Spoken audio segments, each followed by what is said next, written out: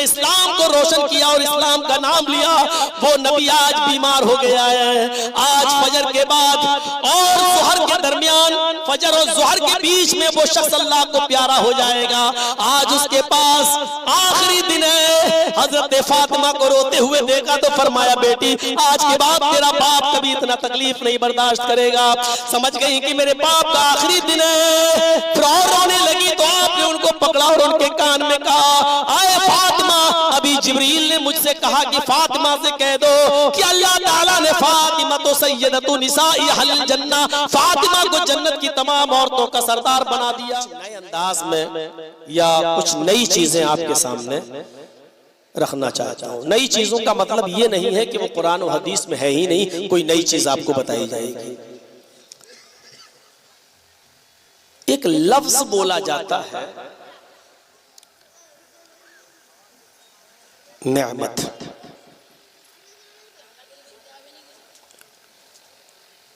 और उस नेमत पर हमारा शुक्र कैसे आता है? नेमत में कौन कौन सी चीजें शामिल हैं? बहुत आसान है ये जुमला बोल देना, अल्लाह की बहुत बड़ी नेमत तुम्हें मिली है, कहते हैं लोग।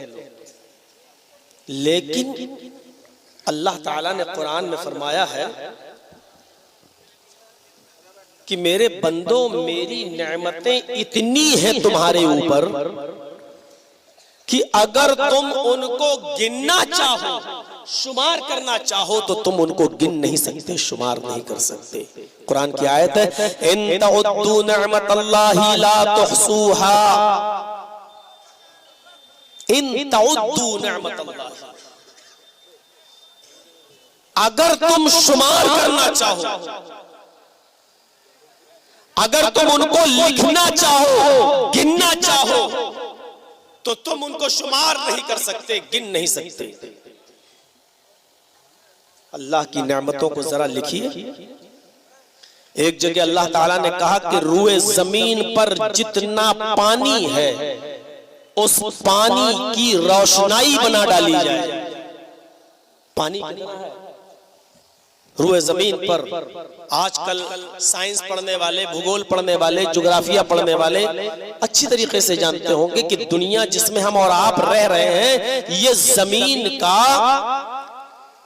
1/4 हिस्सा है, चौथाई। इससे 3 गुना ज्यादा पानी ही पानी है पूरी दुनिया के अंदर।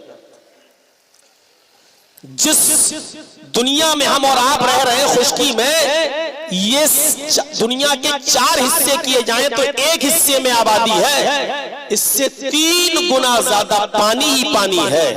और फिर उसके अलावा पोखरों का पानी, तालाब का पानी, जमुना का पानी, नदी का पानी, कुओं का पानी, समर का पानी, इनको अलग कर लीजिए आप। और फिर अल्लाह के इस वर्ड को, कुरान की आयत को याद रखिए कि अगर तुम रूए जमीन पर फैले हुए सारे पानी की स्याही बना डालो, इंक बना डालो, पूरे पानी की रोशनाई बना डालो, और रूए जमीन पर जितने दरख्त हैं उनको काट कर उनकी कलमें बना डालो, कलमें, और उन कलमों से और समंदर पानी की उस रोशनाई, उस इंक से तुम कागज के टुकड़ों पर अल्लाह की हम्द व सना, उसकी नेमतों को तुम लिखना शुरू कर दो, तो अल्लाह तबारक व तआला कहता है कलम खत्म हो जाएंगे, समंदर की स्याही खुश्क हो जाएगी, लेकिन अल्लाह की नेमतें इतनी है तुम्हारे ऊपर कि वो पूरी नहीं हो सकती। उनको तुम गिन नहीं सकते, लिख नहीं सकते, सफाई किरतास पर नोट नहीं कर सकते। अल्लाह की नेमतें इतनी कसीर तादाद में है। इसको शॉर्ट में कह दिया, छोटे से जुमले में, इन तउद्दू निअमतल्लाहि ला तुहसूहा, मेरे बंदो, मेरी नेमतों को तुम शुमार करना चाहो, मेरी नेमतों को तुम गिनना चाहो, तो तुम उनको गिन नहीं सकते। कुरान की पहली आयत पढ़िए बिस्मिल्लाह के बाद, जब हम नमाज पढ़ने शुरू खड़े होते हैं, सूरह फातिहा जब हम पढ़ते हैं तो उसकी पहली आयत पर गौर कीजिए, नियत बंदी है, बिस्मिल्लाह अल्हम्दुलिल्लाहि रब्बिल आलमीन, पहली आयत। इस अल्लाह ने अपनी सबसे बड़ी एक नेमत याद दिलाई, मेरे बंदो मेरी इस नेमत पर गौर करो कि मैंने अपने आप को रब्बुल आलमीन कहा है, मैंने अपने आप को रब्बुल मुस्लिमीन नहीं कहा है, मैंने अपने आप को रब्बुल मोमिनीन नहीं कहा है, मैंने अपने आप को रब्बुल इंस नहीं कहा है, मैंने अपने आप को रब्बुल जिन नहीं कहा है, रब्बुल मलाइका नहीं कहा है। मैंने जो लफ्ज इस्तेमाल किया है वो लफ्ज रब्बुल आलमीन का है। अल्हम्दुलिल्लाहि रब्बिल आलमीन, तमाम तारीफें उस अल्लाह के लिए है जो सारी कायनात का रब है, रब्बुल आलमीन है।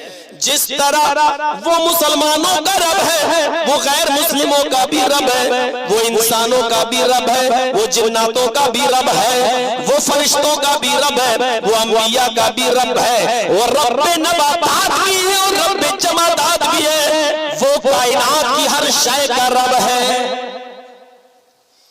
जिस तरह मैं अपने फर्मा बरदार मोमिनों को खिलाता पिलाता हूँ, अपने नाफरमान गैर मुस्लिमों को भी खिलाता हूँ। इजराइल फिलिस्तीन पर जुल्म के पहाड़ तोड़ रहा है, लेकिन इसके बावजूद मैं उसको भी रोजी दे रहा हूँ, मैं उसको भी खाना दे रहा हूँ, मैं उसको लिए भी दवा और पानी का इंतजाम मुहैया कर रहा हूँ। अल्लाह कह रहा है रब्बुल आलमीन हूँ मैं, सिर्फ मुसलमानों ही को नहीं पालता हूँ, इंसानों ही को नहीं, मैं रब्बुल हैवानात भी हूँ। जिस तरह आए इंसानों में तुम्हें और आए मुसलमानों में तुम्हें रोजी देता हूँ, उसी तरीके से मेरी नेमत ये है और मेरी रहमत का तकाजा ये है, मेरी रुबूबियत का तकाजा ये है कि उसी तरीके से मैं रात के अंधेरे में शिकार तलाश करने के लिए निकलने वाले जानवर को भी रोजी देता हूँ। मैं जिस तरह तुम्हारी दुआएं सुनता हूँ, क्या अल्लाह मुझे बख्श दे तो मैं काली रात में काले पहाड़ पर काले जंगल में चलने वाली काली चींटी के पैर की आहट को भी मैं सुनता हूँ, उसकी आवाज भी मैं सुनता हूँ। जिस तरीके से हमने तुम्हें सोचने के लिए दिमाग दिया है, देखने के लिए आंखें दी है, हमने तुम्हें बोलने के लिए जबान दी है, सुनने के लिए कान दिए, खाने के लिए मुंह दिया है, खाने का स्टॉक जमा करने के लिए पेट दिया है, किडनी अपना काम करती है, लीवर अपना काम करता है, फेफड़े लंग्स अपना काम करते हैं। जो चीजें मैंने तुम्हारे अंदर रखी है वो एक दीवार पर रेंगने वाली चींटी को भी हमने दी है, उसको भी हमने दिमाग दिया है, उसको भी हमने मुंह दिया है, उसको भी हमने जबान दी है, उसको भी हमने किडनी दी है, उसको भी हमने लीवर दिया है, उसको भी हमने फेफड़े दिए हैं, उसको भी हमने हार्ट दिया है, सुनने के लिए उसको भी हमने कान दिए, सूंघने के लिए उसको भी हमने नाक दिया है। अरे तुम्हारे नाक की खुशबू तो बगल में बैठे हुए आदमी के पसीने की बदबू नहीं सूंघ सकती, लेकिन हमने उस छोटी सी मखलूक चींटी की नाक में सूंघने की इतनी शक्ति दी है कि वो एक मंजिल दो मंजिल पर भी मिठाई रखी है तो उसकी खुशबू को वो यहाँ से सूंघ कर अपने मंजिल पर पहुंच जाती है। ये हमारी नेमत है कि जिस तरीके से हम तुम्हें खिलाते पिलाते हैं, उनको भी खिलाते पिलाते हैं। अल्हम्दुलिल्लाहि रब्बिल आलमीन, तमाम तारीफें उस अल्लाह के लिए है जो दोनों जहान का पालने वाला है, दोनों जहान की परवरिश करने वाला है, जो सारी कायनात का रब है। हमें भी खिलाता है, गैर मुस्लिमों को भी खिलाता है। जिस दुनिया की चकाचौंध में हम पढ़कर धोखा खाए हुए हैं ना, इस चीज की वजह से हम रब की नेमतों को पहचान नहीं पा रहे। और ये दुनिया इतनी रंगीन है, हम उसके धोखे में आ जाते हैं, वरना दुनिया की हकीकत अल्लाह की नजर में क्या है? अल्लाह के नबी ने फरमाया लौ कानत दुनिया तादिलु इंदल्लाहि जनाह बऊज़तिन मा सका काफिरन मिनहु शुरबत माइन। अल्लाह के नबी कहते हैं जो दुनिया तुम्हें धोखे में डाले हुए है, जिसकी रंगीनियों में तुम रंगे हुए हो, जिसकी रंगीनियों में तुम मुलव्वस हो, जिससे तुम धोखा खा रहे हो, बिल्डिंगें देखकर, आज की फैसिलिटीज देखकर और तरह तरह की नियामतें देखकर जो तुम धोखा खा जाते हो। नहीं, दुनिया में हम इतना कमाएं कि हमारे मरने के बाद हमारे बच्चों को भी तकलीफ ना हो। सोचिए, अल्लाह कह रहा, अल्लाह के नबी कह रहे हैं अल्लाह की नजर में, यहां से अगर आप समझ गए तो बहुत बड़ी बात है। अल्लाह की नजर में लौ कानत दुनिया तादिलु इंदल्लाहि जनाह बऊज़तिन मा सका काफिरन मिनहु शुरबत माइन।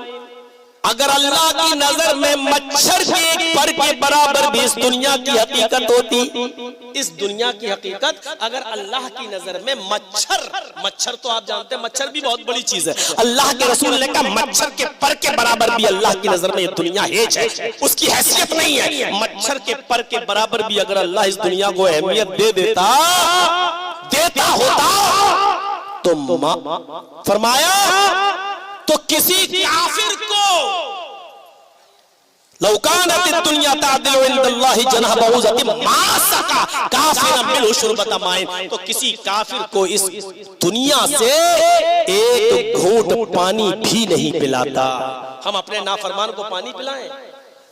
हम अपने शिर्क करने वाले को देने वाला, लेने वाला, जिंदगी देने वाला, मौत मैं किसी ऐसे शख्स को हम पानी पिलाएं? नहीं, किसी काफिर को एक घूंट पानी भी नहीं पिलाता। लेकिन पानी ही नहीं, काफिर को मिले हूरो कसूर और मुसलमान को फकत वादे हूर।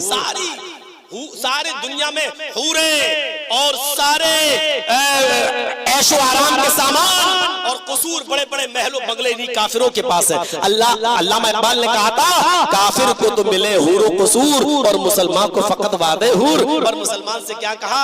नेक अमल कर बस, तुझे जन्नत में हूर मिलेगी, तुझे जन्नत में।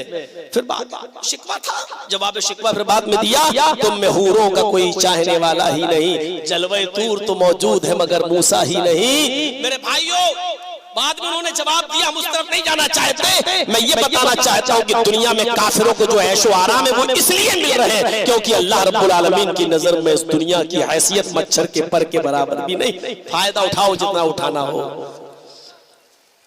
अगर मच्छर के पर के बराबर भी होती तो किसी काफिर को पानी नहीं पिलाता। अब सुनिएगा, हम किसको खिलाते हैं? शादी में हम किसको बुलाते हैं? आपने अपने बेटे की शादी की, आपने वलीमा किया, जो आपकी जान पहचान है आप उनको बुलाएंगे। आपके जो रिश्तेदार हैं आप उनको दावत देंगे, आपके जो आइज़ा और क़रीब हैं आप उनको दावत देंगे, आपके जो रिलेटिव्स हैं आप उनको दावत देंगे। मजाल है कि आपकी दावत में आपका दुश्मन आ जाए, आप उसको अपने घर, अपने दुश्मन को नहीं बुलाएंगे। ये मेरी मुखालिफत करता है, जिंदगी भर मेरा विरोध करता है, हम इसको क्यों बुलाएं, हम इसको क्यों दावत दें, हम इसको अपने घर में अपने बेटे की शादी में क्यों बुलाएं? मेरे भाइयों, हम देखते हैं इसमें उलमा भी है, आप भी है, सब अपने अपनों को चाहते हैं, सब अपने अपनों को बुलाते हैं, सब अपने अपनों को दावत देते हैं। थोड़ी देर के लिए तखय्युल की शाहराह पर सवार होकर सोचिए, मेरा वो रब है, अगर ये सोचने लगे कि मैं अपने ही फरमाबरदारों को खिलाऊंगा, ना फरमानों को नहीं दूंगा, तो दुनिया का निजाम कैसा हो जाए। अल्लाह तो है जो मुसलमानों को भी दे रहा है, गैर मुस्लिमों को भी दे रहा है, यहूदियों को भी दे रहा है, ईसाइयों को भी खिला रहा है। मेरे भाइयों, आसमान से मूसलाधार बारिश बरसती है, ये सिर्फ अल्लाह के नेक बंदों पर ही नहीं बरसती है, आपके खेतों में ये बारिश का पानी आता है, एक हिंदू के खेत में भी जाता है, एक यहूदी के खेत में भी जाता है, एक ईसाई के खेत में भी जा रहा है। आपके खेतों से अगर अल्लाह अनाज पैदा कर रहा है तो गैर मुस्लिमों के खेतों से भी अनाज पैदा कर रहा है। आपको अगर पानी दे रहा है तो गैर मुस्लिम मुस्लिमों को भी पानी दे रहा है। आप ये अनाज पक रहे हैं तो गैर मुस्लिमों के भी पक रहे हैं। हम सुबह उठते हैं, सूरज की रोशनी के मुंतजिर रहते हैं, पूरब से चमकता हुआ सूरज निकलता है। ये 9 करोड़ 20 लाख मील की बुलंदी पर चमकने वाला सूरज जब अपना रोशनी जब अपनी जमीन पर गिराता है तो सिर्फ मुसलमानों के खेतों पर नहीं, गैर मुस्लिमों के खेतों पर भी जाती है। मुसलमानों के घरों में नहीं, गैर मुस्लिमों के घरों में भी जाती है। मेरे भाइयों, इस सूरज की रोशनी से भी वो गैर मुस्लिमों को फायदा पहुंचा रहा है, मुसलमानों को भी फायदा दे रहा है। उसकी नजर में कोई सब बराबर है और दुनिया में उसने इसीलिए ये आयत सबसे पहले पढ़ी जाती है सूरह फातिहा के अंदर कि तुम तो मेरे पीछे नमाज पढ़ रहे हो, मेरे फर्मा बरदार बंदे हो जो इमाम के पीछे नमाज पढ़ रहे हो। लेकिन याद रखना, सिर्फ नमाज पढ़ने की वजह से मैं तुम्हें खिलाता नहीं हूँ, पिलाता नहीं हूँ। बहुत से लोग हैं जो अल्लाहू अकबर की आवाज सुनकर मस्जिद में नहीं आए, हमने उनको भी रिस्क दिया है। बहुत से लोग जो इस मस्जिद से दूर है, मैंने उनको भी पानी दिया है, मैंने उनको भी दौलत से नवाजा है। मैं रब्बुल मुस्लिमीन नहीं हूँ, रब्बुल मोमिनीन नहीं हूँ, अल्हम्दुलिल्लाहि रब्बिल आलमीन। अल्लाह कहता है उस अल्लाह की तारीफ करो जो सारे जहान का परवरदिगार है, सारे जहान की परवरिश करने वाला है। इस नेमत को याद करो। दुनिया का कायदा है, दुनिया का कायदा है, एहतिजाज तरफैन से होता है, एहतिजाज तरफैन से होता है, जरूरत तरफैन से होती है। हम धोबी के मोहताज हैं, वो हमारे कपड़े धोए तो धोबी हमारा भी मोहताज है कि कपड़े धोने के वो हमसे पैसे ले। हम डॉक्टर के मोहताज है कि वो मेरा इलाज करे तो डॉक्टर हमारा भी मोहताज है कि वो हमसे पैसे ले। हम अशियाए खुर्दोनोश के मोहताज हैं, हम ये चीजें खरीदे, आटा ले, चावल ले, दाल ले, हम मोहताज हैं चीजों के। तो ये बेचने वाले हमारे भी मोहताज है कि हमसे इनके बदले में पैसा ले।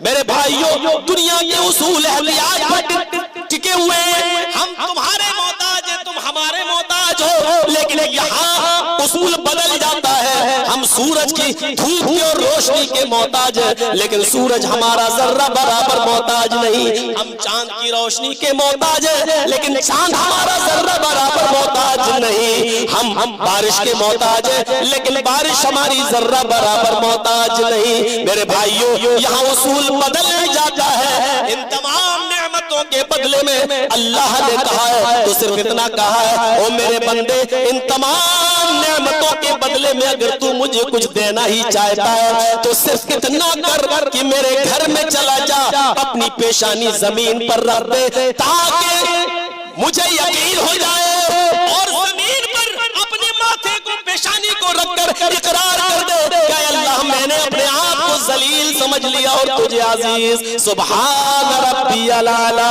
इस बात का इकरार कर दे कि अल्लाह, मैं जलील हूँ, देख जमीन की पस्ती से उठता ही नहीं हूँ और तू अजीज है, इज्जत वाली तेरी जात है, तुझसे नीचे को, तुझसे बुलंद कोई है ही नहीं। हम में तुझ में इतना ही फर्क है कि जमीन की पस्तियों से मैं ऊपर नहीं हूँ और तू आसमान की बुलंदियों से नीचे नहीं है। इसलिए इतना इकरार कर दे, तू अपने आप को मेरा गुलाम और मुझे अपना मालिक मान ले, दोनों जहान का परवरदिगार मान ले, पालने वाला मान ले। बस इस बात का इकरार कर दे, अल्हम्दुलिल्लाहि रब्बिल आलमीन। तमाम तारीफें उस अल्लाह के लिए जो दोनों जहान का परवरिश करने वाला है।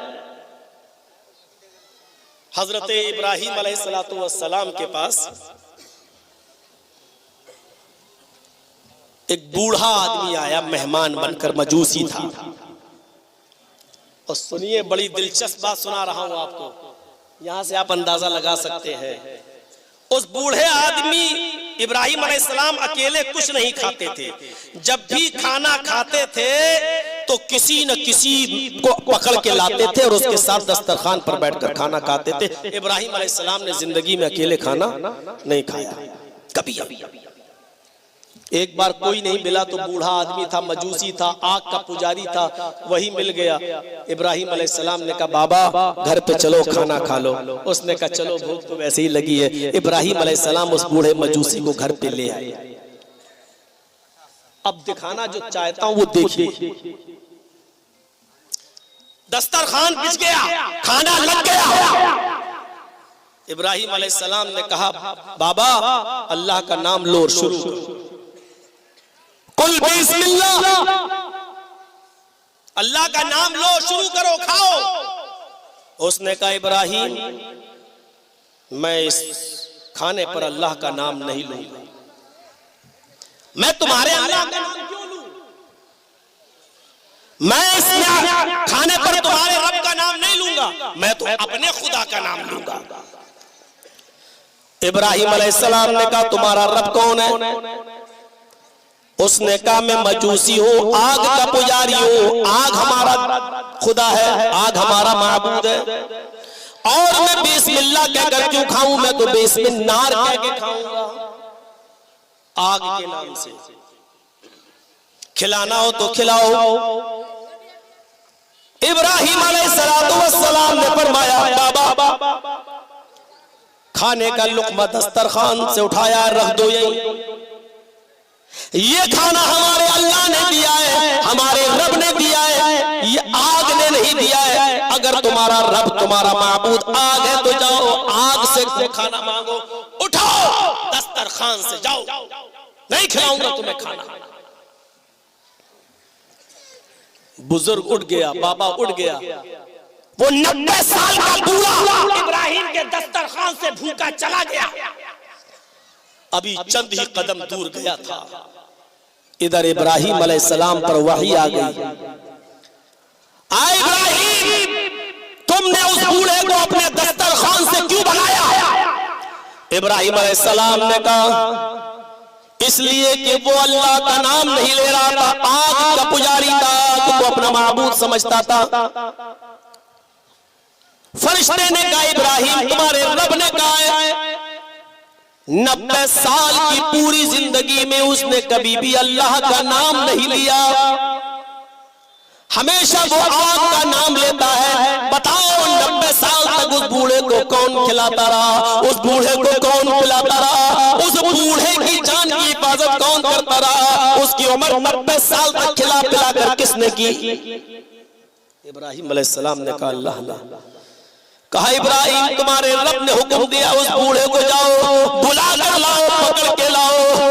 उस रब को ये मंजूर है कि कोई मेरे सामने सर न झुकाए, कोई मेरी इबादत न करे, लेकिन तुम्हारे रब की नेमत ये है, उसकी रहमत का तकाजा ये है कि वो नहीं चाहता कि कोई बूढ़ा दस्तरखान से भूखा उठकर जाए। उसने तो 90 साल से मेरा नाम नहीं लिया, फिर भी अल्लाह उसको खिलाता रहा पिलाता रहा, और तुम्हारे दस्तरखान पर उसने एक बार मेरा नाम नहीं लिया, तुमने उसको भगा दिया। जाओ तुम्हारे रब की रहमत को ये गवारा नहीं कि कोई भूखा दस्तरखान से उठ जाए। गए दौड़ते हुए और उस बुजुर्ग को पा गए, बुला कर लाए, दस्तरखान पे बिठाया, कहा बाबा नाम लो जिसका लेते हो, खाओ लेकिन भूखे मत जाओ। उसने कहा आग का नाम लूंगा। कहा लो। कहा अचानक कैसे बदल गए? कहा मेरे रब की रहमत को ये गवारा नहीं, मेरे अल्लाह की रहमत को ये गवारा नहीं कि कोई भूखा दस्तरखान से उठकर चला जाए, इसलिए मेरे रब ने मुझे हुक्म दिया है कि 90 साल से उस बूढ़े ने तो कभी मेरा नाम नहीं लिया, लेकिन मैंने उसको फिर भी खिलाया। एक दिन तुम्हारे सामने नहीं लिया, तुमने भगा दिया। खा लो बाबा, मेरे रब की रहमत को तुम्हारा भूखा जाना अच्छा नहीं लगा। उस बूढ़े ने कहा इब्राहिम मैं खाना बाद में खाऊंगा, जो इतना बड़ा रहमत वाला है, जो रहमान रहीम है, जिसकी नेमत 90 साल तक मुझे मिलती रही, खाने की शक्ल में, पानी की शक्ल में, सांस की शक्ल में, बारिश की शक्ल में, धूप की शक्ल में, सांस की शक्ल में, ये सारी नेमतें मुझे मिलती गई मेरे, और हम उसी की नाफरमानी करते रहे। हाय इब्राहिम मेरा रिश्ता भी उस रब से जोड़ दो जिसको आज मेरा दस्तरखान से भूखा जाना गवारा नहीं हुआ। और उस बूढ़े ने कलमा पढ़ा और फौरन वो हजरत इब्राहिम अलैहिस्सलाम पर ईमान ले आया, यानी उनका मुती और फरमा बरदार बन गया। और इब्राहिम अलैहिस्सलाम ने उस बूढ़े का रिश्ता उसके अपने रब से जोड़ दिया। भाइयों कुरान इब्राहिम और मजूसी बूढ़े का ये वाकया हमें सबक सिखाता है। हम तो अपनों को खिलाते हैं, अपने दोस्तों को बुलाते हैं, अपने आइज़ा और अकारिब को बुलाते हैं, लेकिन मेरे रब की नेमत का तकाजा ये है कि उसकी रहमत ये भी गवारा नहीं करती कि कोई नाफरमान, कोई मुशरिक बंदा भी दस्तरखान से भूखा उठ के चला जाए। ये मेरे रब की रहमत का तकाजा है। ये कितनी बड़ी नेमत है।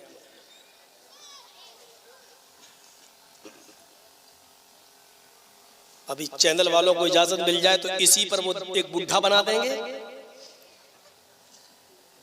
और फिर दिखा देंगे, देखिए मौलाना साहब ने कहा अल्लाह, और उस पर देवी देवताओं की भी मूर्ति बना देंगे। देखो ये कोई कुछ नहीं दे सकता, अल्लाह दे सकता है। एक बार मैंने तकरीर में कुछ कह दिया लेडीज के बारे में, तो जानते हैं चैनल वाले ने क्या लिखा? थंबल बनाया, एक नंगी लड़की का फोटो डाल दिया, सब दिख रहा था उसका, और लिखा मौलाना जर्जीस को हुआ एक लड़की से प्यार। और जज ने सोचा हुआ होगा, दे दी 10 साल की सजा। ये अपने वो बनाते हैं व्यूज, कितना लोगों ने देखा है। और ये ऐसी चीज, अबे मौलाना जर्जीस को हुआ लड़की से प्यार। मैंने तो सोचा कि जिसने बनाया उससे कह दूं हाँ तेरी बहन से ही हुआ।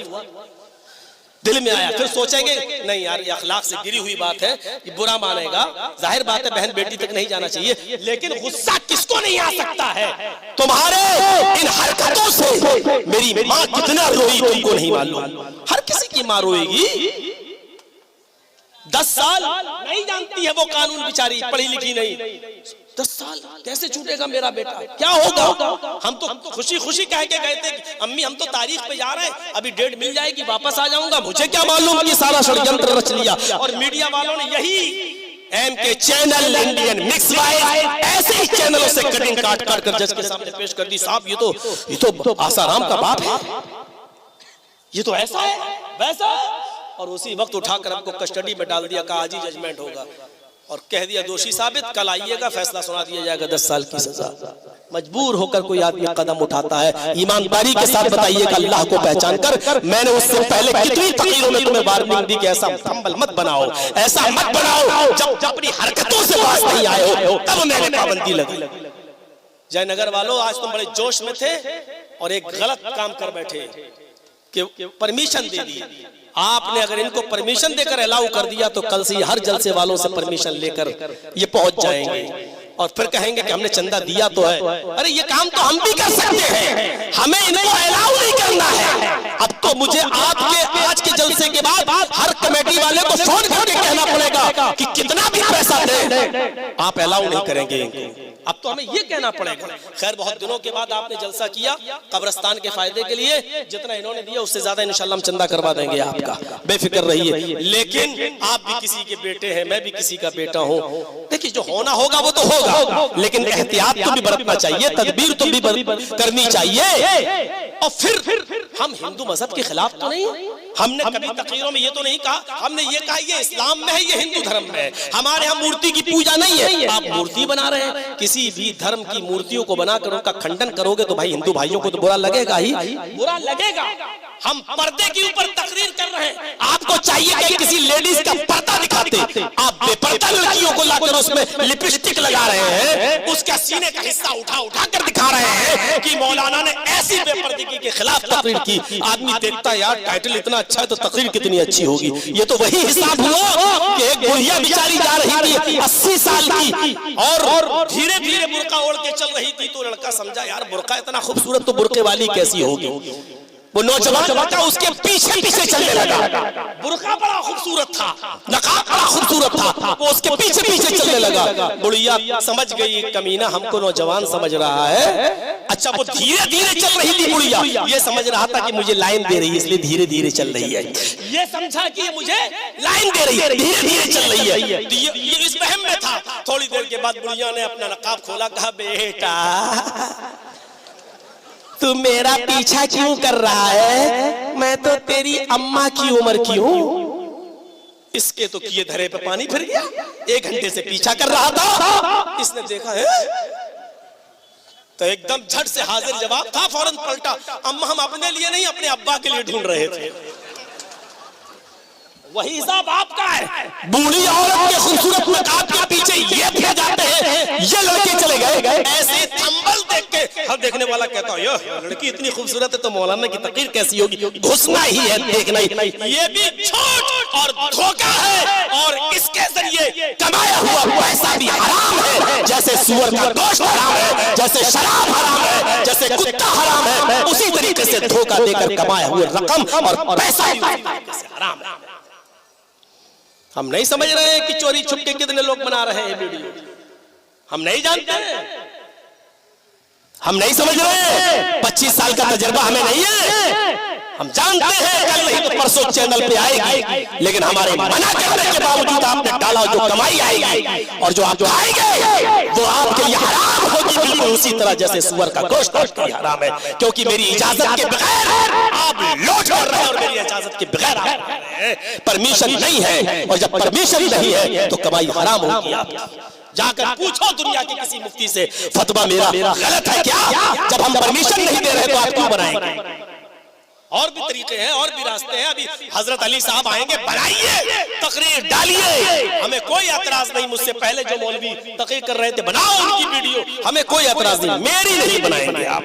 मौलाना अब्दुल गफ्फार सलफी के ऊपर देख लिए कितनी पाबंदी लग गई है उनको। अब सिर्फ जुमेरात के दिन बेचारे वो निकलेंगे, प्रोग्राम करेंगे, क्योंकि आप ही लोगों के चैनल की वजह से उनकी इंक्वायरी बैठ गई है। उनकी इंक्वायरी बैठ गई है। एक सरकारी आदमी को, जो सरकारी मुलाजिम हो, उसको कितनी डिफिकल्टी और परेशानियों का सामना करना पड़ता है। लेकिन आपको नहीं समझ में आएगा, क्योंकि आपकी बिल्डिंग बननी चाहिए, आपकी बहन की शादी होनी चाहिए, आपका मकान बनना चाहिए, आपका व्यूअर्स बढ़ना चाहिए, आपका चैनल चलना चाहिए, और 1 लाख रुपया महीना आपके चैनल पे आना चाहिए। चाहे दुनिया भाड़ में जाए, चाहे मौलवी जर्जीस को 10 साल की सजा हो, चाहे 25 लाख रुपया खर्च करके वो जेल की सलाखों से बाहर निकला हो, मरे मौलवी जाए भाड़ में, लेकिन मेरा चैनल चल रहा है। ये सोच गलत है, नहीं होनी चाहिए मेरे भाइयों। तो हजरत इब्राहिम अलैहिस्सलातु वस्सलाम ने उस बूढ़े को बुलाया और अपने दस्तरखान पे खिलाया। भेजेंगे? भेजेंगे? ठीक है। तो अभी और थोड़ा सा हो जाने दीजिए, उसके बाद मैं बताता हूँ। तो ये रब की रहमत है मेरे भाइयों कि अल्लाह की रहमत को ये भी गवारा नहीं है कि कोई बूढ़ा दस्तरखान से उठ जाए, चाहे वो मेरा नाम ले या ना ले। चिड़ियों को देखो, परिंदों को देखो, अल्लाह कैसे रोजी देता है, और ये हमको और आपको भी देगा। और मैंने कई मिसाल दी थी। समंदर में एक मछली ऐसी है जो 40 टन गोश्त डेली खाती है। 40 टन उसकी खुराक है, एक दिन में 40 टन। मेरा अल्लाह उस समंदर की उस मछली को भी रोजाना 40 टन ग़िज़ा देता है, 40 टन खाना खिलाता है, 40 टन गोश्त उसको देता है। 2 रोटी के लिए बेईमानी करने वालों, 2 रोटी कमाने के लिए एक दूसरे को धोखा देने वालों, 2 रोटी कमाने के लिए धोखे पे उतर जाने वालों, माले हराम खाने वालों, जरा सोचो तो मेरा रब तो वो है जो समंदर की उस मछली को भी बगैर खाए सोने नहीं देता, बगैर खाए उसको रहने नहीं देता। मेरा रब तो वो है जो 40 टन ग़िज़ा देता है उस मछली को।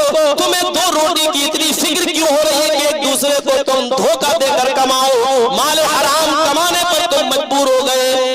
अल्लाह की नेमत देखो, उसकी एक नेमत मोहब्बत भी है जो उसने इस दुनिया में उतारी है। अगर अल्लाह ने मोहब्बत ना उतारी होती तो मेरे भाइयों आज मेरी माँ मुझसे नफरत कर रही होती, मेरा बाप मुझसे नफरत कर रहा होता। ये बाप सोचता मैं इसके लिए क्यों कमाऊं, क्यों मेहनत करूं, लेकिन बाप जानता है कि जो कुछ कमा रहा है, बिल्डिंग तैयार कर रहा है, मैं इसमें नहीं रहूंगा, मेरी औलाद के लिए कोई दिक्कत ना हो। बाप के दिल में ये जज्बा या अल्लाह की उसी नेमत मोहब्बत का दिया हुआ है। अगर अल्लाह ने ये मोहब्बत बाप के दिल से, माँ के दिल से निकाल ली होती तो एक माँ हमें और आपको इतनी तकलीफ के साथ कैसे पैदा करती। कि इमाम कायनात फरमाते हैं कि जब माँ बच्चा जनती है, जब माँ बेटा पैदा करती है, बेटा बेटी, और नॉर्मल डिलीवरी हो रही हो होश की हालत में हो रही हो, ऑपरेशन के साथ नहीं, नॉर्मल डिलीवरी में माँ के जब बच्चा पैदा होता है तो उस औरत को इतना दर्द होता है, इतना दर्द होता है कि अल्लाह के नबी फरमाते हैं कि अगर उस औरत के दर्द को,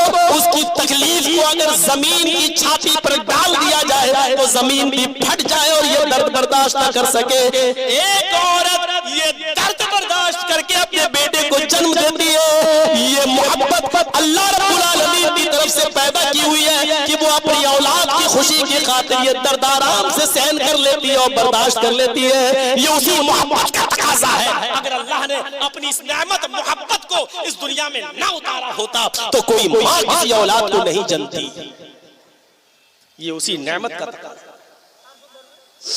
उसी नेमत का फल है। जरा सोचिए, एक बच्चा आज पैदा हुआ, मिसाल पर गौर कीजिएगा, एक बच्चा आज पैदा हुआ, माँ आज से उस बच्चे की देखरेख कर रही है। अभी ये नवंबर चल रहा है, दिसंबर आएगा, कुछ बच्चे नवंबर में भी पैदा होंगे, कुछ दिसंबर में भी होंगे, जनवरी में भी होंगे। ये तकलीफ की औलाद का सिलसिला बराबर चलता रहेगा। सोचिए, दिसंबर और जनवरी की सख्त सर्दी में यही बच्चा बिस्तर पर पेशाब कर लेता है। ये क्या है? बच्चा बिस्तर पर पेशाब कर लेता है और पेशाब करने के बाद जब उसको गीलापन महसूस होता तो रोने लगता है। माँ समझ जाती है कि बच्चे के रोने की वजह क्या है। अल्लाह की कसम, माँ से बड़ा कोई डॉक्टर नहीं है। अल्लाह की कसम, माँ से बड़ा कोई डॉक्टर नहीं है। डॉक्टर पेट देखेगा, लीवर देखेगा, दुनिया की तमाम चीजों पे हाथ रख के देखेगा, तब कहेगा और जांच करवाएगा।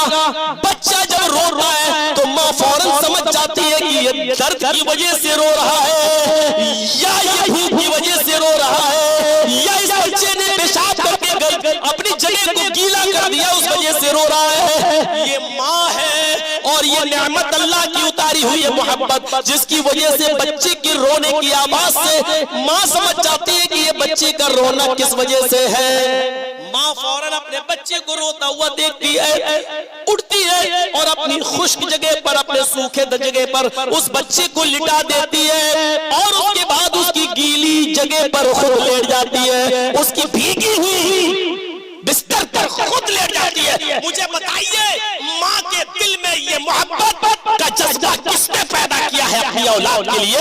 आपका जवाब होगा अल्लाह ने। ये मोहब्बत नहीं तो और क्या है। माँ ने छोटा सा बच्चा, माँ आया, छीन रहा कोई चीज, देना, माँ नहीं दे रही, बच्चे ने थप्पड़ मार दिया माँ को, अपने नन्हे हाथ से थप्पड़ मारा। बच्चे ने अपनी ताकत के मुताबिक थप्पड़ मारा। माँ ने देखा कि मेरे बच्चे ने मुझे थप्पड़ मारा और माँ ने लिया, उस बच्चे को सीने से लगा लिया। बज़ाहिर मार का मामला था, लेकिन माँ ने उसको मोहब्बत का मामला बना दिया। कितनी बेगैरत और नालायक है आज की वो औलाद जो अपनी बीवी की बातों में आकर माँ से कहे, माँ तू नहीं समझेगी, चल क्या हुआ, अरे जा तू क्यों उठ गई, तू नहीं समझेगी क्या है। आज तुम उस माँ से कहते हो कि तू नहीं समझेगी, वो उस वक्त भी तुझे समझती थी जब तू बोलना नहीं जानता था, जब तेरे पास जबान नहीं थी, उस वक्त भी वो तुझे समझती थी। और आज तू इतना बड़ा हो गया है कि अपनी माँ से कहता है जा जा सो जा, तू नहीं समझेगी। ये अल्फाज तुम्हारे मुंह से निकल कैसे जाते हैं? बच्चे ने अपने माँ को थप्पड़ मारा, माँ ने उस बच्चे को फौरन सीने से लगा लिया। आइए मैं तुम्हें एक मिसाल से समझाता हूं। हमारे पास शीशे के 2 गिलास हैं, कांच के 2 गिलास हैं, रखे थे। पानी उठाते वक्त एक गिलास गिर गया और वो चकनाचूर हो गया, टूट गया। एक सही सलामत बचा है। ईमानदारी के साथ बताइए आप किस गिलास की हिफाजत करेंगे? जो टूट गया उसकी, या जो सही सलामत बचा है उसकी? हर अक्लमंद इंसान ये कहेगा जो बच गया है उसकी। जो टुकड़े टुकड़े हो गया उसका आप क्या करोगे? इकट्ठा करोगे झाड़ू से एक साथ और उसको बाद डस्टबिन में डाल दोगे, फेंक दोगे। उसकी कोई जरूरत नहीं, क्योंकि वो टूट गया, किसी काम का नहीं रहा। हमने अपनी बेटी की शादी की, आपने अपनी बेटी की शादी की जहेज में बहुत से उसको बर्तन भी दे दिए। आपकी बेटी कांच के बर्तन को संभाल रही थी, अचानक एक गिलास आपकी बेटी से छूट गया और वो जमीन पर गिर गया।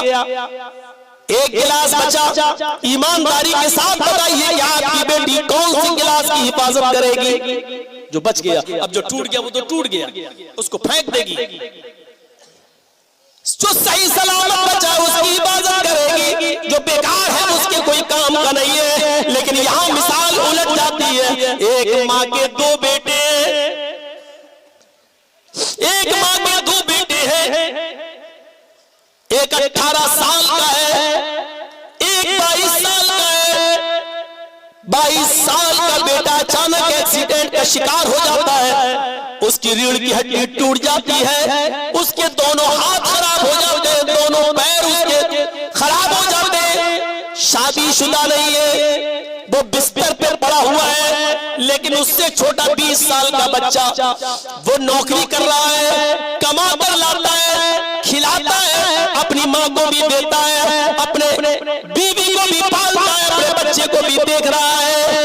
मेरे भाइयों, एक जो है वो कारामद है, वो अपनी माँ का लाठी का सब, वो अपनी माँ के बुढ़ापे का सहारा है, वो खिलाता है, पिलाता है, वो अपनी माँ की देख रेख भी करता है। और दूसरा बेटा बिस्तर पे पड़ा हुआ है, न वो खिला सकता है, न पिला सकता है, न काम कर सकता है। डॉक्टर ने कह दिया कि जिंदगी भर अब ये बिस्तर पे रहेगा, बस इसकी सेवा करो, इसकी खिदमत करो। ये दूसरे को क्या खिलाएगा? माँ को। ये खुद मोहताज है, माँ इसको खिलाएगी तो खाएगा, माँ इसको पिलाएगी तो पिएगा। मेरे भाइयों, एक बात बताइए, एक बेटा काम आने वाला है और दूसरा बेटा बिल्कुल किसी काम के लायक नहीं रह गया है, वो अपने माँ और अपने बाप के ऊपर बोझ बना बैठा है। ईमानदारी के साथ बताइए, अपने दिल से बताइए, माँ अपने इन दोनों बेटों में से किसकी हिफाजत करेगी? माँ इन दोनों में से किसको चुनेगी? माँ इन दोनों बेटों में से किससे ज्यादा प्यार करेगी और किसकी हिफाजत ज्यादा करेगी? आपका जवाब होगा उस बच्चे की, उस बेटे की जो बिस्तर पर पड़ा हुआ है, वो अपाहिज हो चुका है, वो काम का नहीं रहा है। माँ अपने मेहनत करने वाले बेटे को अपने हाथ से नहीं खिलाएगी। क्यों? बेटा तेरे तो हाथ है, तू खा ले। लेकिन माँ उस बच्चे को जो बिस्तर पे पड़ा है उसके पास जाएगी, अपने पल्लू से उसके पेशानी को साफ करेगी, अपने हाथ से उसका मुंह भी धुलाएगी, अपने हाथ से उसके दांत भी साफ करेगी और अपने हाथ से लुकमा उसके मुंह पे डालेगी।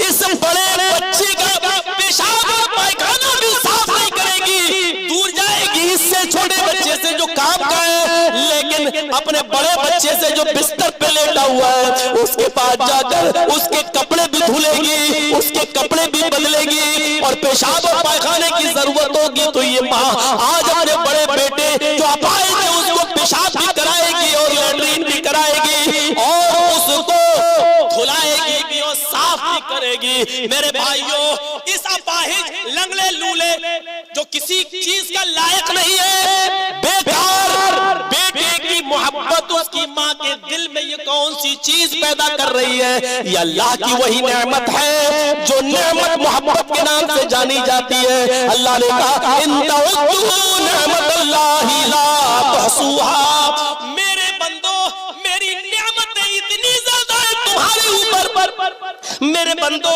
मेरी नेमतें इतनी ज्यादा है तुम्हारे ऊपर कि अगर तुम उनको गिनना चाहो तो तुम उसको गिन भी नहीं सकते। इतनी नेमतें मेरी तुम्हारे ऊपर कि तुम उनको गिनना चाहो तो गिन भी नहीं सकते। इन नेमतों को जरा देखिए मेरे भाइयों, हमने कोई गलती की, आप हमें जल्दी माफ नहीं करेंगे। आपने गलती की, हम आपको जल्दी माफ नहीं करेंगे। 2-4 बार वार्निंग देंगे, फिर आपको बैंक कर देंगे जैसे हमने किया। लेकिन जरा सोचो, अल्लाह ताला ने कुरान करीम के अंदर ये नेमत देखिए, मोहब्बत की, हमदर्दी की। अल्लाह ताला ने कुरान करीम के अंदर 20 से ज्यादा बार अपने गुनाहगार बंदों को, अपने नाफरमान बंदों को या इबादी कहकर पुकारा है। पढ़िए कुरान, अल्लाह ने नेक बंदों को ये नहीं कहा मेरे नेक बंदे, लेकिन गुनाहगार बंदों से कहा मेरे बंदो। पढ़ो कुरान। एक मकाम पर तो बहुत बड़े गुनाहगार बंदे को या इबादी कह दिया, जिसके गुनाह का आलम इतना है। पढ़िए कुरान। कुल या इबादी अल्लज़ीना असरफू अला अनफुसिहिम ला तक़नतू मिर रहमतिल्लाह। कुल ऐ नबी कह दो। और अल्लाह क्या कह रहा है?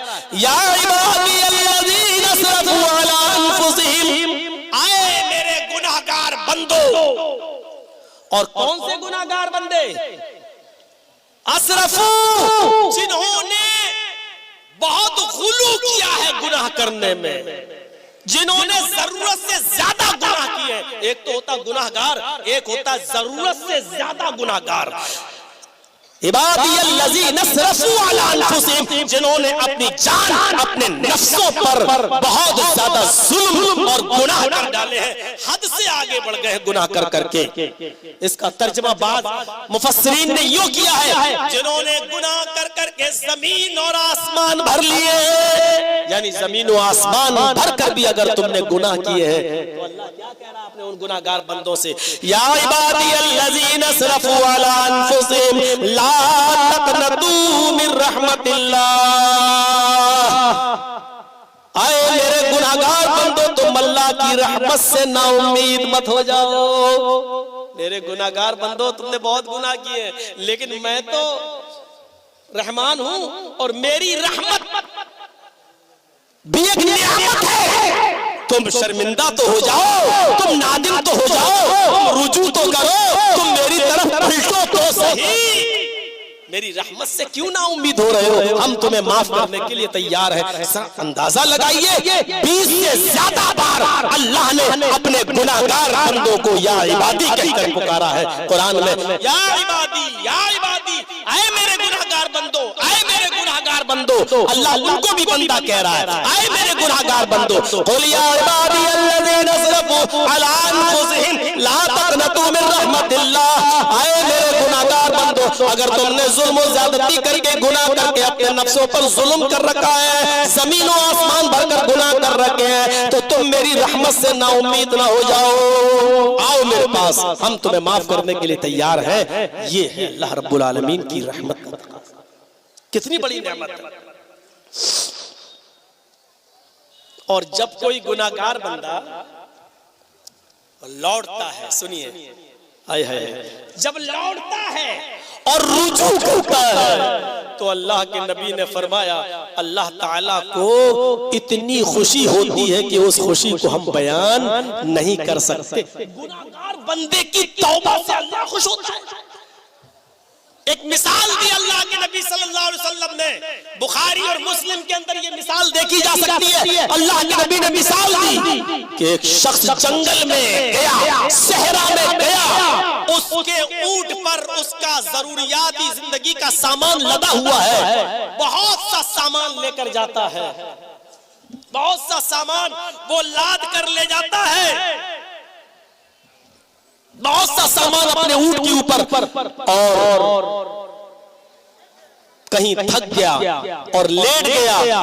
आंख खुली तो देखता है कि मेरा ऊंट गायब है।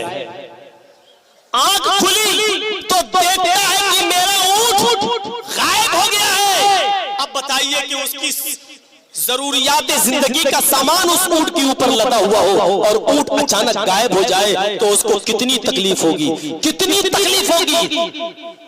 अल्लाह के नबी सल्लल्लाहु अलैहि वसल्लम फरमाते हैं कि वो आदमी ढूंढने लगता है, अपने ऊंट को तलाश करने लगता है। उसके घर का सामान, खाने पीने का सामान, सोना चांदी भी उसी ऊंट पर लदा हुआ है, और अचानक वो ऊंट गायब हो जाता है। कभी वो इस जंगल में जाता है, कभी वो उस जंगल में जाता है, कभी इस पहाड़ के दामन में तलाश करता है, कभी वो उस पहाड़ के दामन में तलाश करता है, कभी इस झाड़ी में देखता है, कभी उस झाड़ी में देखता है। फिर उसको ऊंट नहीं मिलता। वो थका मारा हुआ आता है और उसी जगह पर जहां से ऊंट गुम हुआ था, उसी जगह पर आकर बैठ जाता है। थका था इसलिए उसको ऊँग आ गई और लेट गया। जैसे ही लेटा उसको नींद आ गई, और जैसे ही नींद आई थोड़ी देर नींद की आगोश मिला कि झटपटा के उठा। उठता है तो क्या देखता है, सुबह से शाम तक ऊँट को ढूंढा तो नहीं मिला। अचानक आंख खुली तो देखता है कि ऊँट तो मेरे पेड़ से बंधा हुआ है, जिस दरख्त पर हम सोए हैं साए में, उसी दरख्त से ऊँट बंधा है। झट से उठता है, ऊँट पर लदा हुआ सामान देखता है तो अनाज का एक दाना भी कम नहीं, कपड़े का एक टुकड़ा भी कम नहीं, बर्तन एक भी कम नहीं। जो चीजें वो लेकर गया था वो वही चीजें लदी हैं, जो सामान लेकर गया था वो सामान उसी वक्त उसी पर लदा हुआ है। इतना खुश, बताइए, जिसका ऊँट गायब हो और फिर ना मिलता हो, 12 घंटे तक ना मिला हो, तलाश किया हो ना मिला हो, जंगल जंगल गया ना मिला हो, झाड़ी झाड़ी गया नहीं मिला, और अचानक उसका ऊँट मिल जाए, अचानक उसके पास आ जाए और सारा सामान भी सेफ हो, महफूज हो, तो उसको कितनी खुशी होगी। चाय वाले कहाँ, लाओ एक हमें भी दे दो भाई, लाओ मैं भी पीता जाऊं, मैं क्यों मुंह तकूं। बैठ जाइए भाई। हम लगता है आप लोगों को थोड़ा सा शुगर लेवल चेक करा लेना चाहिए डॉक्टर से, ठीक है कि नहीं? अच्छा, अगर हमको इस्तंजा लगने लगे तो क्या करूं, मैं भी छोड़ के चला जाऊं? कैसा लगेगा? ठीक है भाई, बस बस धीरे धीरे सुनिए। अचानक वो ऊँट उसके पास आ गया। अब आप बताइए कितनी खुशी होगी उसको। इस आदमी को भी इतनी खुशी हुई। बुखारी शरीफ की हदीस के अल्फाज, इतना खुश हुआ ऊँट पाकर कि उसके मुंह से ये उल्टे जुमले निकल गए मारे खुशी के, अल्लाहुम्मा अंता अब्दी व अना रब्बुक। बुखारी शरीफ की हदीस के अल्फाज, मारे खुशी के वो क्या कह गया, अल्लाहुम्मा अंता अब्दी व अना रब्बुक, आय अल्लाह वाकई तू मेरा बंदा है और मैं तेरा खुदा। उल्टा बोल गया, खुशी में बोल गया, जानबूझ के नहीं बोला। अल्लाह मुस्कुरा दिया, जबकि गुस्सा आना चाहिए, कमीना मुझे अपना बंदा कह रहा है। अल्लाहुम्मा अंता अब्दी, अल्लाह तू मेरा बंदा है, व अना रब्बुक, और मैं तेरा रब हूं। गौर करो तो ये जुमले कितने खतरनाक हैं, लेकिन अल्लाह हंस रहा है। फिरौन ने भी अपने आप को रब कहा था, पढ़िए कुरान, अना रब्बुकुमुल आला, मैं तुम्हारा रब हूं। लोगों से कहता था मैं तुम्हारा रब हूं, लेकिन रात में अंधेरे में जब वो अल्लाह की इबादत करता था तो ये कहता था, अल्लाह मैं तो दुनिया वालों के सामने अपने आप को बड़ा बनाता हूं, वरना हकीकत में मेरा रब तू ही है। लेकिन अल्लाह ने कहा नहीं, अकेले में नहीं, पूरी दुनिया के सामने अपने आप को मेरा गुलाम मान। अकेले में नहीं, अकेले में तो ये भी अल्लाह को अपना रब मानता था, लेकिन दुनिया वालों से कहता था ना रब्बुकुमुल आला, मैं तुम्हारा रब हूं। लेकिन अल्लाह ने इसकी सजा क्या दी, डुबो दिया समंदर के अंदर। और जब डूबने लगा तो कहने लगा मन तो बे रब्बे मूसा व हारून, मैं मूसा और हारून के रब पर ईमान लाया। अल्लाह ने कहा अब ईमान तेरा काम का नहीं है, अब तेरे ईमान की जरूरत नहीं है। फिरौन ने भी अपने आप को रब कहा, सिर्फ रब कहा। फिरौन ने भी इतने खतरनाक जुमले नहीं बोले। फिरौन तो लोगों से कहता था मैं तुम्हारा रब हूं, और इस आदमी ने तो मारे खुशी के अल्लाह ही से कह दिया कि मैं तेरा रब हूं। फिरौन लोगों से कहता था मैं तुम्हारा रब हूं, और ये आदमी अल्लाह से कह रहा मैं तेरा रब हूं, तो कौन सा जुमला खतरनाक हुआ? ये वाला जो अल्लाह को कह रहा मैं तेरा रब हूं, लेकिन अल्लाह ने इसको कुछ नहीं कहा, हंस रहा अल्लाह, क्योंकि वो जानता है मेरे बंदे ने ये जुमले जानबूझकर नहीं कहे हैं, दिल से नहीं कहे, उसकी जबान फिसल गई, मारे खुशी के उसको होश नहीं है उसके मुंह से क्या निकल रहा है। इसका मतलब ये हुआ कि नियतों का बड़ा दारोमदार होता है, नियतों पर डिपेंड होता है सारा मामला। अगर आप जलसे में मौलाना जर्जी साहब की तकरीर सुनने आए हैं तो आपको सवाब नहीं मिलेगा, आप जलसे में कुरान और हदीस सुनने आए हैं तो आपको सवाब मिलेगा। अगर आप किसी मखसूस शख्सियत को सुन के चले जाते हैं तो आपको सवाब नहीं मिलेगा। अगर आप कुरान और हदीस सुनने आए हैं तो जो बातें जर्जीस साहब बता रहे हैं वही बातें जयनगर का इमाम भी बताता है। अगर आप उसकी बात नहीं सुनते, जर्जीस की सुनते, इसका मतलब यह है कि आप कुरान और हदीस से मोहब्बत नहीं है, जर्जीस से मोहब्बत है, शख्सियत से मोहब्बत है। कुरान और हदीस से मोहब्बत होती तो आप उसकी नतीजा निकालिए। नियत क्या है आपकी? मौलाना लास्ट में लाके फंसा देते हो, हम क्या करें? यानी आपने ये इशारा कर दिया कि हजरत अली साहब को भी सुन के जाओ। मेरे भाइयों, ये नियत पर डिपेंड करता है, नियत पर। अब मैं जो चीज बताना चाहता हूं उस चीज को जरा सुनिएगा मेरे भाइयों बड़े प्यार से। अल्लाह के नबी फरमाते हैं जितनी खुशी इस शख्स को होती है अपना खोया हुआ ऊंट पा करके मारे खुशी की, कह रहा है आय अल्लाह तू मेरा बंदा मैं तेरा रब हूं, उससे भी ज्यादा खुशी, उससे भी ज्यादा खुशी अफराह, अफराह का लफ्ज आया बुखारी में, उससे भी ज्यादा खुश होता है अल्लाह। किससे? उस बंदे से जो गुनाहों की पोटरी और गुनाहों का समंदर लेकर अपने रब के पास आता है और कहता अल्लाह आज से मैं इस तमाम पाप और गुनाहों को लात मार रहा हूं और तेरे दर पे आकर तुझसे हमेशा के लिए अपने गुनाह की माफी चाहता हूं। अल्लाहुम्मा ग़फ़िरली, आय अल्लाह तू मुझे बख्श दे, अल्लाहुम्मा ग़फ़िर लिज़ुनूबी, अल्लाह मेरे गुनाहों को बख्श दे, आइंदा मैं कभी गुनाह के करीब नहीं जाऊंगा। अल्लाह के नबी फरमाते हैं जितना खोया हुआ ऊंट पाने वाला खुश होता है उससे ज्यादा खुशी अल्लाह को इस आदमी की तौबा पर होती है, इस आदमी के गुनाह से माफी मांगने पर होती है। ये रब की मोहब्बत है, वरना कोई गुनाहगार इंसान इस धरती पर चल नहीं सकता है। इस जमीन ने हजारों बड़े बड़े लोगों को ये खा गई। अभी जैसा एजाज साहब ने कहा सद्दाम अभी जिंदा है, मेरे भाइयों ये जमीन सद्दाम जैसी शख्सियतों को भी खा गई, जिसकी कभी किसी जमाने में तूती बोला करती थी, जो जिस गुस्ल खाने में नहाता था वो सोने की टोटी हुआ करती थी,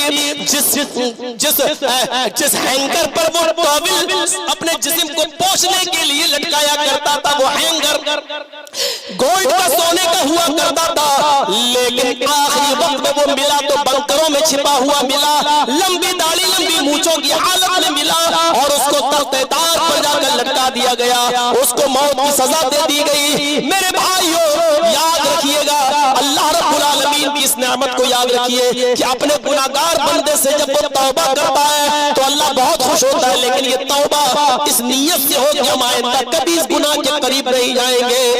ऐसा नहीं दिन में शराब पी रात में तौबा, दिन में शराब पी फिर रात में तौबा, दिन में शराब पी फिर रात में तौबा। अल्लाह के नबी ने फरमाया जब कोई बंदा दिन में शराब पीता और रात में कहता अल्लाह माफ कर दे, तो अल्लाह फरिश्तों को हुक्म देता है मेरे बंदे को माफ कर दिया, तुम भी इसकी बुराई मत लिखो। दूसरे दिन फिर शराब पीता तौबा करता शाम को, अल्लाह कहता फरिश्तों जाओ मैंने आज भी माफ कर दिया। तीसरे दिन फिर वो शराब पीता है और फिर शाम को तौबा करता है, अल्लाह फरमाता बंदो फरिश्तों छोड़ो जाने दो, आज ही मैंने उसको माफ कर दिया। लेकिन चौथे दिन फिर वो उठता है शराब पीता है और रात में फिर वो तौबा और इस्तिगफार करता है कि अल्लाह मुझे माफ कर दे। अल्लाह कहता फरिश्तों अब इसके गुनाह को लिख लो, इसलिए कि ये बंदा मेरी रहमत का नाजायज फायदा उठा रहा है, ये मेरी रहमत का नाजायज फायदा उठा रहा है, बार बार गुनाह कर रहा है और बार बार तौबा कर रहा है, अब ये नाजायज फायदा उठा रहा है, अब इसके गुनाह को लिख लो। मेरे भाइयों अल्लाह बहुत माफ करने वाला है, लेकिन इतना उसकी रहमत का नाजायज फायदा मत उठाइए कि आप ये समझ बैठे कि हम चाहे कितने गुनाह करते रहे वो माफ करता रहेगा। इसीलिए उसने कहा हम जब्बार भी हैं, हम कहार भी हैं। हजरत उमर फारूक ने फरमाया, हजरत उमर फारूक ने फरमाया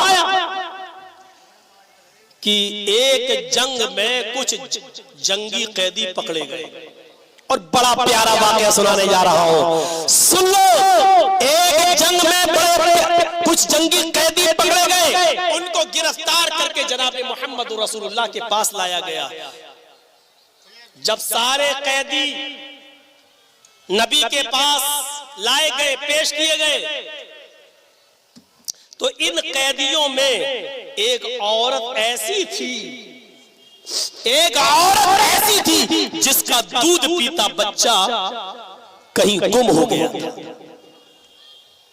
आज की ये तकरीर अब तक की तमाम तकरीरों से बिल्कुल अलग है मेरे भाइयों, जरा गौर से सुन लीजिए मैं जो बताने जा रहा हूं। अब जंगी कैदी थे, उन जंगी कैदियों में एक औरत थी जिसका दूध पीता बच्चा कहीं गुम हो गया था। वो औरत जिस छोटे बच्चे को देखती उस बच्चे को उठा लेती और अपने पिस्तान से लगा लेती। जिस छोटे बच्चे को देखती उस बच्चे को वो अपने पिस्तान से लगा के दूध पिलाने लगती, क्योंकि उसका अपना बच्चा कहीं गुम हो गया। जिस बच्चे को देखती उठाती और अपना पिस्तान खोल के दूध पिलाने लगती। अल्लाह के नबी सल्लल्लाहु अलैहि वसल्लम देख रहे हैं। आपने सहाबा से पूछा, है सहाबियों कौन पूछ रहा है? रहमतुल लिल आलमीन। कौन पूछ रहा? रहमतुल लिल आलमीन। किससे? सहाबा से। इस औरत का बच्चा कहीं गुम हो गया है, ये किसी भी बच्चे को देखती है उठाकर अपने पिस्तान से लगा के अपना दूध पिलाने लगती है। गौर करो इस माँ को अपने बच्चे से कितनी मोहब्बत है। साहबा ने कहा बहुत। कहा अच्छा ये बताओ अगर इस औरत का बच्चा मिल जाए और मैं यहां आग जलाऊं और इस औरत से कहूं कि अपने बच्चे को इस जलती हुई आग में डाल दे, तो क्या कहोगे आप? क्या ये औरत उस बच्चे को आग में डाल देगी? अल्लाह के नबी सल्लल्लाहु अलैहि वसल्लम ने सहाबा से पूछा, सहाबा ने कहा हरगिज़ नहीं। अल्लाह के नबी इस माँ की मोहब्बत का तकाजा ये कहता है कि माँ अपने बच्चे को आग में नहीं डाल सकती। अगर धोखे से ये बच्चा आग में गिर जाए तो फरमाया इस माँ की मोहब्बत खुदा आग में छलांग लगा देगी और इस बच्चे को बचाने के लिए वो अपने आप को जला लेगी, लेकिन बच्चे को जहां तक हो सकेगा बचाने की कोशिश करेगी। अल्लाह के नबी सल्लल्लाहु अलैहि वसल्लम ने यहाँ जो जवाब दिया, आए जैद अगर उसके अतराफ से आने वाले सुनो, इस मौके पर अल्लाह के नबी ने जो जवाब दिया वो जवाब ये था, सहाबियों इस औरत की मोहब्बत का तकाजा ये है कि औरत अपने बच्चे को आग में नहीं डालेगी, और अगर धोखे से ये बच्चा आग में गिर जाए तो ये औरत अपने आप को आग में जंप लगा लेगी, कूद छलांग लगा देगी और बच्चे को बचाने में अपने आप को जला लेगी और कोशिश करेगी कि मेरा बच्चा जिंदा बच जाए। वो औरत की मोहब्बत अपने आप को जलाना का वादा कर लेगी बच्चे को बचाने के लिए। जितनी मोहब्बत इस औरत को इस अपने बच्चे से है, अल्लाहु अरहमु बिइबादिही मिन हाज़िही बिवलदिहा। अल्लाह की कसम है उस जात की जिसके कब्जे में मोहम्मद की जान है। अल्लाह को अपने गुनाहगार बंदों से जब वो तौबा करते हैं उनके गुनाह को माफ करने में उससे भी ज्यादा खुशी होती है जितनी खुशी इस औरत को अपने बच्चे को, खोए हुए बच्चे को पाकर होती होगी, उससे भी ज्यादा खुशी अल्लाह तबारक व तआला को होती है जब कोई गुनाहगार बंदा अपने गुनाह से तौबा कर लो। अभी तौबा के दरवाजे खुले हैं। खाइनो खयानत की हो तो कर लो तौबा, गासिबो अगर जमीन और जायदाद गस्ब की है तो कर लो तौबा, जुआरियो अगर जुआ खेले हो तो कर लो तौबा, शराबियो अगर शराब पी पी कर अपने माँ बाप और अपने बीवी बच्चों का दिल दुखाया है तो कर लो तौबा। अभी तौबा का दरवाजा खुला हुआ है। अगर नमाजें तर्क की है तो कल से तौबा करके और नमाजें पढ़ने लगो और नवाफिल का एहतमाम करो ताकि छूटी हुई नमाजें तुम्हारे नवाफिल के जरिए किसी हद तक पूरी हो जाएं। करो इबादतों में आगे बढ़ो मेरे भाइयों, हर किस्म के गुनाह से बचो, इसलिए कि अल्लाह रब्बुल आलमीन बहुत मेहरबान है और उसकी नेमत का रहमत का तकाजा है कि वो तुम्हें माफ कर दे। ये उसकी बहुत बड़ी नेमत है। ये तौबा के दरवाजे खुले, ये नेमत नहीं है। मैं समझता हूं कि अब कुछ लोगों को चादर लेके भेज दिया जाए आप लोगों के दरमियान कि कब्रिस्तान का मामला है। मेरे भाइयों, मेरी मोहब्बत आपके सीनों में है, दुआएं आपने की है तो मेरी आवाज पर भी एक बार लब्बैक कहते हुए आप दे दीजिए। जो झोली भरना चाहे, जो दामन में आप डालना चाहें इस कब्रिस्तान के लिए, आप उसकी का ताबुन फरमाएं। ये मेरी रिक्वेस्ट है, गुजारिश है। खामोशी से जाइएगा, 2-3 लोग चले जाएं।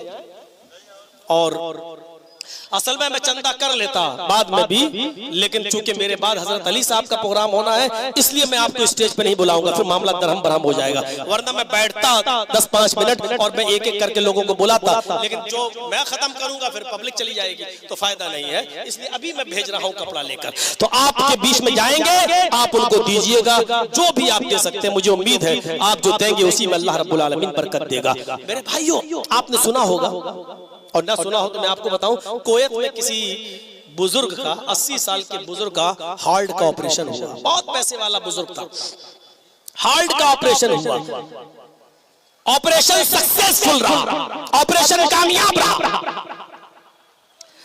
और ऑपरेशन होने के बाद, दवा वा चलने के बाद जब डिस्चार्ज फाइल बनी और जब उस बुजुर्ग को हॉस्पिटल से डिस्चार्ज किया गया तो डॉक्टर ने 10 लाख रुपए इंडियन करेंसी के हिसाब से बिल उसके सामने पकड़ा था। 10 लाख रुपए इंडियन। इसने बिल देखा, रो दिया।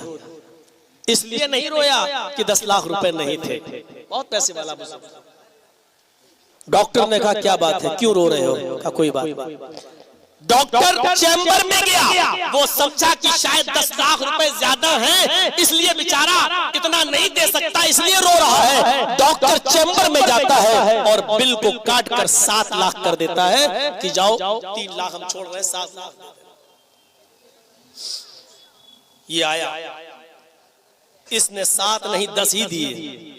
डॉक्टर साहब अगर आपका 10 हो रहा है तो 10 लीजिए आप। अगर आप मुझे इसलिए 3 लाख छोड़ रहे हैं कि मैं गरीब हूं तो ये गलत है। अल्लाह ने मुझे बहुत कुछ नवाजा है, मेरे लिए 10, 20, 25, 50 लाख भी कोई हैसियत नहीं रखते। डॉक्टर ने कहा अच्छा आप रो रहे थे? कहा मैं किसी और वजह से रो रहा था। डॉक्टर ने पूछा कि तुम क्यों रो रहे हो, वजह क्या थी?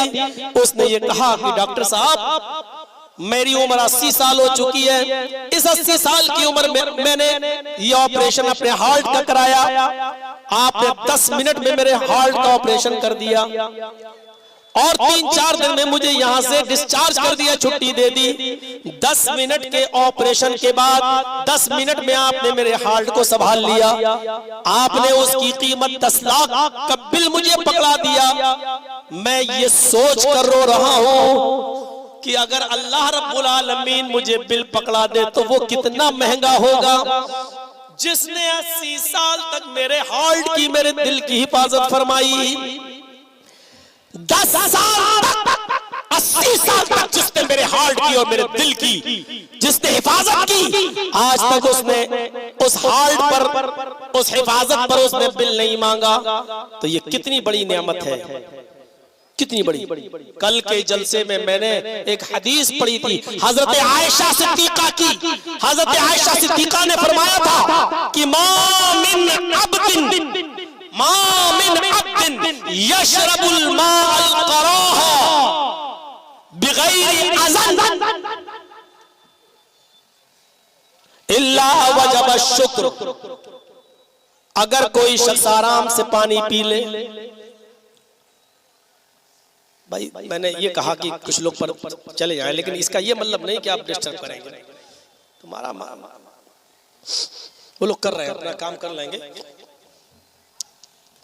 एक इधर से चला जाए ताकि जल्दी हो जाए। हाँ जल्दी जल्दी बस।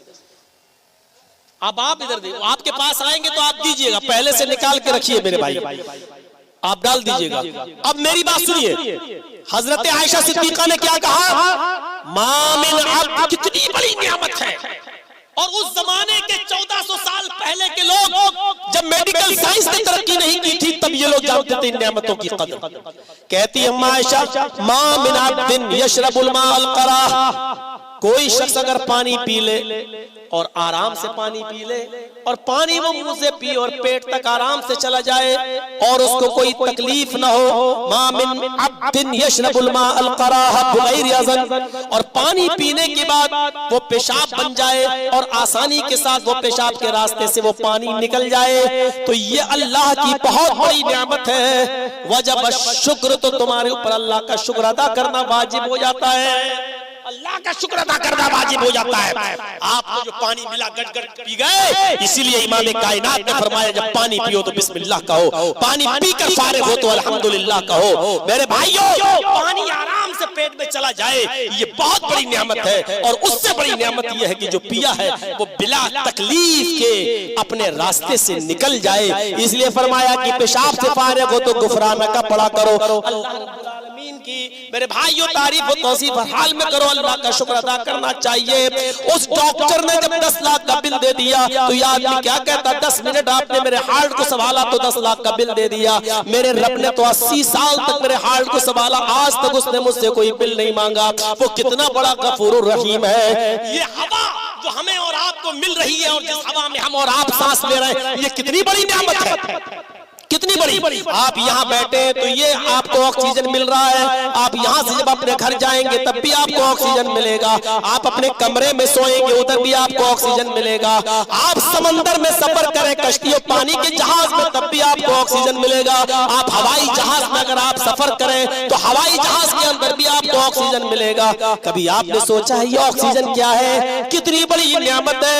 ये ऑक्सीजन तो वो है कि जब तू एक लोथड़े की शक्ल में अपने माँ के पेट के अंदर था, जहां कोई रास्ता नहीं था, अल्लाह रब्बुल आलमीन रहम की झिल्लियों में, बच्चेदानी की झिल्लियों में जहां तू मौजूद था उधर भी ऑक्सीजन तुझे पहुंचा रहा था और तुझे जिंदगी दे रहा था। ये कितनी बड़ी नेमत है। और गौर कर, जब तू इस दुनिया में आया तो तू अकेला नहीं आया, अपने साथ खाने के लिए मुंह लेकर आया, सोचने के लिए दिमाग लेकर आया, काम करने के लिए हाथ लेकर आया, चलने के लिए तू पैर लेके आया, चखने के लिए जबान लेके आया, सुनने के लिए कान लेके आया। ये सारी चीजें तुम्हारे बाप किसी किराना मर्चेंट की दुकान से खरीद के नहीं लाए थे। ये तमाम नेमतों पर जरा गौर करके देखो मेरे भाइयों, दिमाग तुम्हारे बाप खरीद के नहीं लाए थे तुम्हारे लिए। ये आंखें तुम्हारे बाप ने खरीद कर नहीं किराना मर्चेंट से खरीदी थी आपके लिए। देखने के लिए अल्लाह ने आंख दी थी, सुनने के लिए कान दिए थे, चखने के लिए जबान दी थी, सोचने के लिए दिमाग दिया था, चलने के लिए पैर दिए थे और पकड़ने के लिए हाथ। ये ऑक्सीजन अल्लाह की कितनी बड़ी नेमत है जो अल्लाह ने रहने मातर तक दिया, आज भी दे रहा वो तुम्हें। यहाँ बैठे हो इसी ऑक्सीजन के जरिए, वरना मेरे भाइयों जब ऑक्सीजन का लेवल कम हो जाता हवा का तो हवाई जहाज पर बैठे हुए पैसेंजरों की धड़कनें बढ़ने लगती हैं और ऑक्सीजन मास्क जो अपने आप नीचे आ जाते हैं। उस वक्त आदमी सोचता अल्लाह कहीं ये ऑक्सीजन का लेवल घट ना जाए। जरा देखिए, कभी कभी मुझे अपने वालिद साहब को जब हॉस्पिटल में लेके जाना पड़ता है कि उनका एक फेफड़ा खराब है और सांस लेने में दिक्कत होती है, तो किस तरीके से हम वेंटिलेटर पर ऑक्सीजन पर रखते हैं। ये ऑक्सीजन जो बिला किसी कीमत के अल्लाह रब्बुल आलमीन हवा की शक्ल में हमें और आपको दे रहा है। मेरे भाइयों, आज हॉस्पिटल में ऑक्सीजन लेके देखिए, वेंटिलेटर में कितनी कीमत उसकी लेते हैं, कितना पैसा लेते हैं। ये अल्लाह की कितनी बड़ी नेमत है जो उसने हमें और आपको दी है। ये आसमान से बरसने वाला पानी हम मामूली समझते हैं। किसी साइंटिस्ट ने, हिंदुस्तानी किसी साइंटिस्ट ने एक मर्तबा तहकीक की तो उसने कहा कि हम समंदर के पानी से भाप बनाकर और उस भाप से मसनूई बदलियां बनाकर हम किसी भी खित्ते में पानी बरसा सकते हैं। मसनूई पानी, मसनूई बदलियां, समंदर के पानी से भाप बनाकर और उस भाप से मसनूई आर्टिफिशियल बदलियां बनाकर उन बदलियों से हम पानी हासिल कर सकते हैं। लेकिन उसके लिए उसने सरकार से कहा था, साइंटिस्ट ने, कि सिर्फ 10 मिनट की बारिश अगर हम मसनूई बदलियों से कर दें, समंदर के पानी से भाप बनाकर उन भाप से बदलियां बनाकर सिर्फ 10 मिनट के लिए पूरे हिंदुस्तान में अगर हम बारिश कर दें तो इसके लिए आपको हिंदुस्तान का 25 साल का पूरे इंडिया की कमाई, आपको पूरे इंडिया की प्रॉफिट आपको देना पड़ेगी। यानी इस 10 मिनट की बारिश में पूरे हिंदुस्तान की 25 साल की कमाई चाहिए। कौन करेगा? सब पीछे हट गए। 10 मिनट हिंदुस्तान पे बारिश कर दे तो हिंदुस्तान 25 साल पीछे चला जाए। हमारा मुल्क 25 साल की कमाई चाहिए हमारे मुल्क को, 25 साल।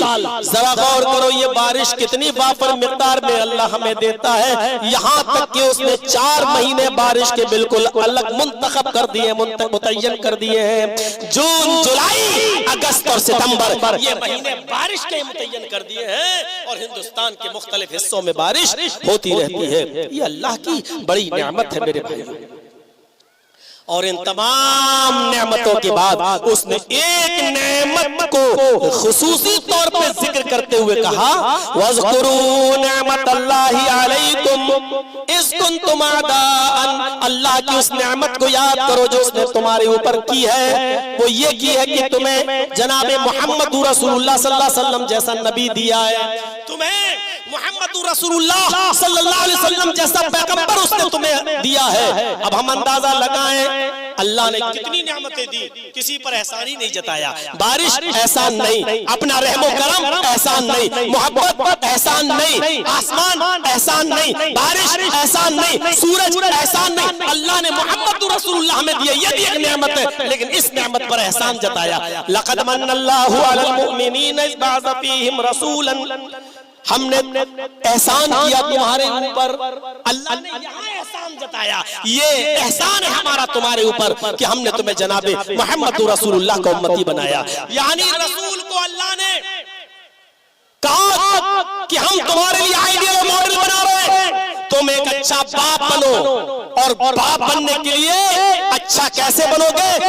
पढ़ो मोहम्मद रसूलुल्लाह की जिंदगी। मोहम्मद रसूलुल्लाह एक अच्छा बाप बनकर दिखाए, एक अच्छा बेटा बनकर दिखाए, एक अच्छा शौहर बनकर दिखाए, एक अच्छा ताजिर बिजनेसमैन बनकर दिखाए, एक अच्छा हुक्मरान बनकर दिखाए। आप अलगर्ज सब कुछ एक इंसान के अंदर जो चीजें चाहिए होती हैं उन तमाम में अकमल थे मोहम्मद रसूलुल्लाह सल्लल्लाहु अलैहि वसल्लम। ऐसा नहीं आप अच्छे बाप हैं तो अच्छे बेटे नहीं हैं, अच्छे शौहर हैं आप तो अच्छे ताजिर नहीं है। एक इंसान के अंदर एक खूबी होती है और दूसरी नहीं। लेकिन मोहम्मद रसूलुल्लाह को देखो, अगर अच्छे बाप हैं तो इतने अच्छे हैं कि अपने बेटे इब्राहिम के इंतकाल पर कह रहे हैं, इन्नल आइना तदमउ वल क़ल्ब यहज़ुन वला नक़ूलु इल्ला मा यरज़ा रब्बुना इन्ना बिफ़िराक़िका लमहज़ूनून। ऐ मेरे बेटे, 18 महीने की उम्र में इब्राहिम का इंतकाल हो गया। ऐ मेरे बेटे, तेरी जुदाई से तेरा बाप परेशान है, मेरी आंखें आंसू बहा रही हैं। वल क़ल्ब यहज़ुन, और मेरा दिल गमगीन है। वला नक़ूलु इल्ला मा यरज़ा रब्बुना, लेकिन हम ऐसे कोई जुमले अपनी जबान से नहीं निकालेंगे जिससे मेरा मौला, मेरा रब नाराज हो जाए। तेरी जुदाई से हम गमगीन हैं। एक अच्छा बेटा बनकर भी दिखाया। आप देखिए कि अपने माँ के लिए दुआ करते रहे, लेकिन अल्लाह ने मना कर दिया। मेरे भाइयों, एक अच्छा बेटा भी बनकर दिखाया, एक अच्छा बाप बनकर दिखाया, एक अच्छा शौहर बनकर दिखाया कि कोई भी बीवी आपसे आपकी पूरी जिंदगी नाराज नहीं रही। हजरत आयशा सिद्दीका ने देखा कि एक मर्तबा आप किसी दूसरी बीवी के पास चले गए और थोड़ा देर ज्यादा बैठ गए, वहां ज्यादा बैठ गए तो ये जुदाई हजरत आयशा को बर्दाश्त नहीं हुई और वो जंगल में चली गई और झाड़ियों में, घास की झाड़ियों में अपना पैर डाल दिया और कहने लगी, आय अल्लाह सल्लित अलैना हय्यतन, कोई सांप मेरे ऊपर मुसल्लत कर दे। अल्लाह इस झाड़ी के अंदर कोई सांप भेज दे या बिच्छू भेज दे जो मेरे पैर में डस ले, मेरे पैर में काट ले। आय अल्लाह, मुझे सांप का डस लेना और काट लेना मुझे मंजूर है। वो तो तेरे नबी है, वो तो तेरे रसूल है, मैं उनको कुछ नहीं कह सकती। यानी अल्लाह, आज मेरे घर में बारी, मेरे पास बैठने का नंबर, लेकिन फला फला बीवी को कुछ ज्यादा टाइम दे दिया। ये जुदाई मेरे लिए कयामत बनकर गुजर रही है। मेरे भाइयों, कितनी मोहब्बत की होगी। अल्लाह के रसूल ने हजरत आयशा को 2-4 मिनट भी फालतू किसी दूसरी बीवी की यहाँ जाना पसंद नहीं था। एक अच्छे शौहर भी आप बनकर दिखाए, एक अच्छे मुअल्लिम बनकर दिखाए। गौर करो, अपनी औलाद को बाप बाप पे थप्पड़ मारने वाले और डराने वाले सोचे कि अल्लाह के नबी सल्लल्लाहु अलैहि वसल्लम अपनी बीवी उम्मे सलमा के साथ खाना खा रहे हैं। उम्मे सलमा के छोटे बच्चे भी हैं जो अबू सलमा से पैदा हैं। अल्लाह के रसूल ने जब उम्मे सलमा से शादी की तो अबू सलमा के बच्चे भी उम्मे सलमा के साथ चले आए। उनमें एक बेटा बहुत छोटा था। अल्लाह के नबी सल्लल्लाहु अलैहि वसल्लम के पास जब वो खाना खाने बैठा तो उसने पूरी थाली के बीचों बीच के अंदर हाथ डाल दिया। सीखो, पूरे बीचों बीच में हाथ डाल के ऐसे खाने लगा।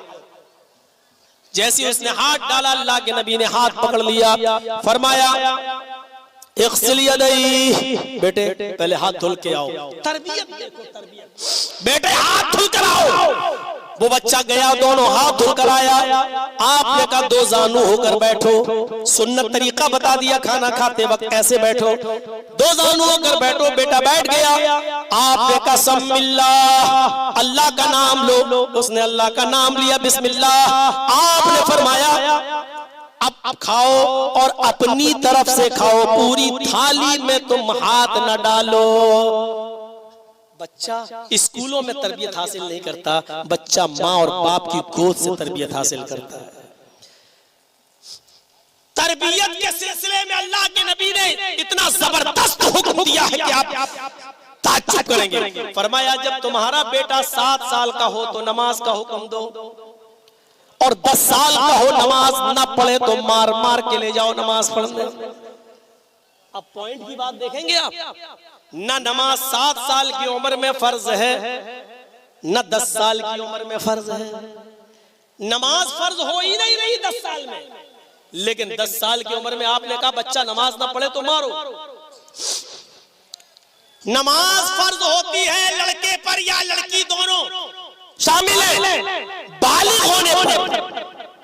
और लड़का बालिग कब होता है? जब वो सोते हुए ख्वाब देखकर जुम्बी होने लगे। और मैं साफ तौर पे कह दूं, जब उसको एहतिलाम होना शुरू हो जाए, दीन में शर्म नहीं आनी होनी चाहिए, जब उसको नाइट फॉल शुरू होने लगे तो वो बालिग माना जाएगा। अब नमाज उसके ऊपर अब फर्ज हो चुकी है। और लड़की बालिग मानी जाएगी जब उसको पीरियड आना शुरू हो जाए, जब उसको MC मंथली कोर्स आना शुरू हो जाए, तब वो बालिग मानी जाएगी। लेकिन तरबियत देखो, 7 साल का हो तो नमाज का हुक्म, मारना नहीं। चलो बेटा नमाज पढ़ने, जोहर चलो बेटा नमाज पढ़ने, असर चलो बेटा नमाज पढ़ने, मगरिब चलो बेटा नमाज पढ़ने, इशा चलो बेटा नमाज पढ़ने, फजर चलो बेटा नमाज पढ़ने। दूसरे दिन 3 साल तक उसको बराबर नमाज का हुक्म दो, मारो नहीं, कभी जाएगा कभी नहीं जाएगा।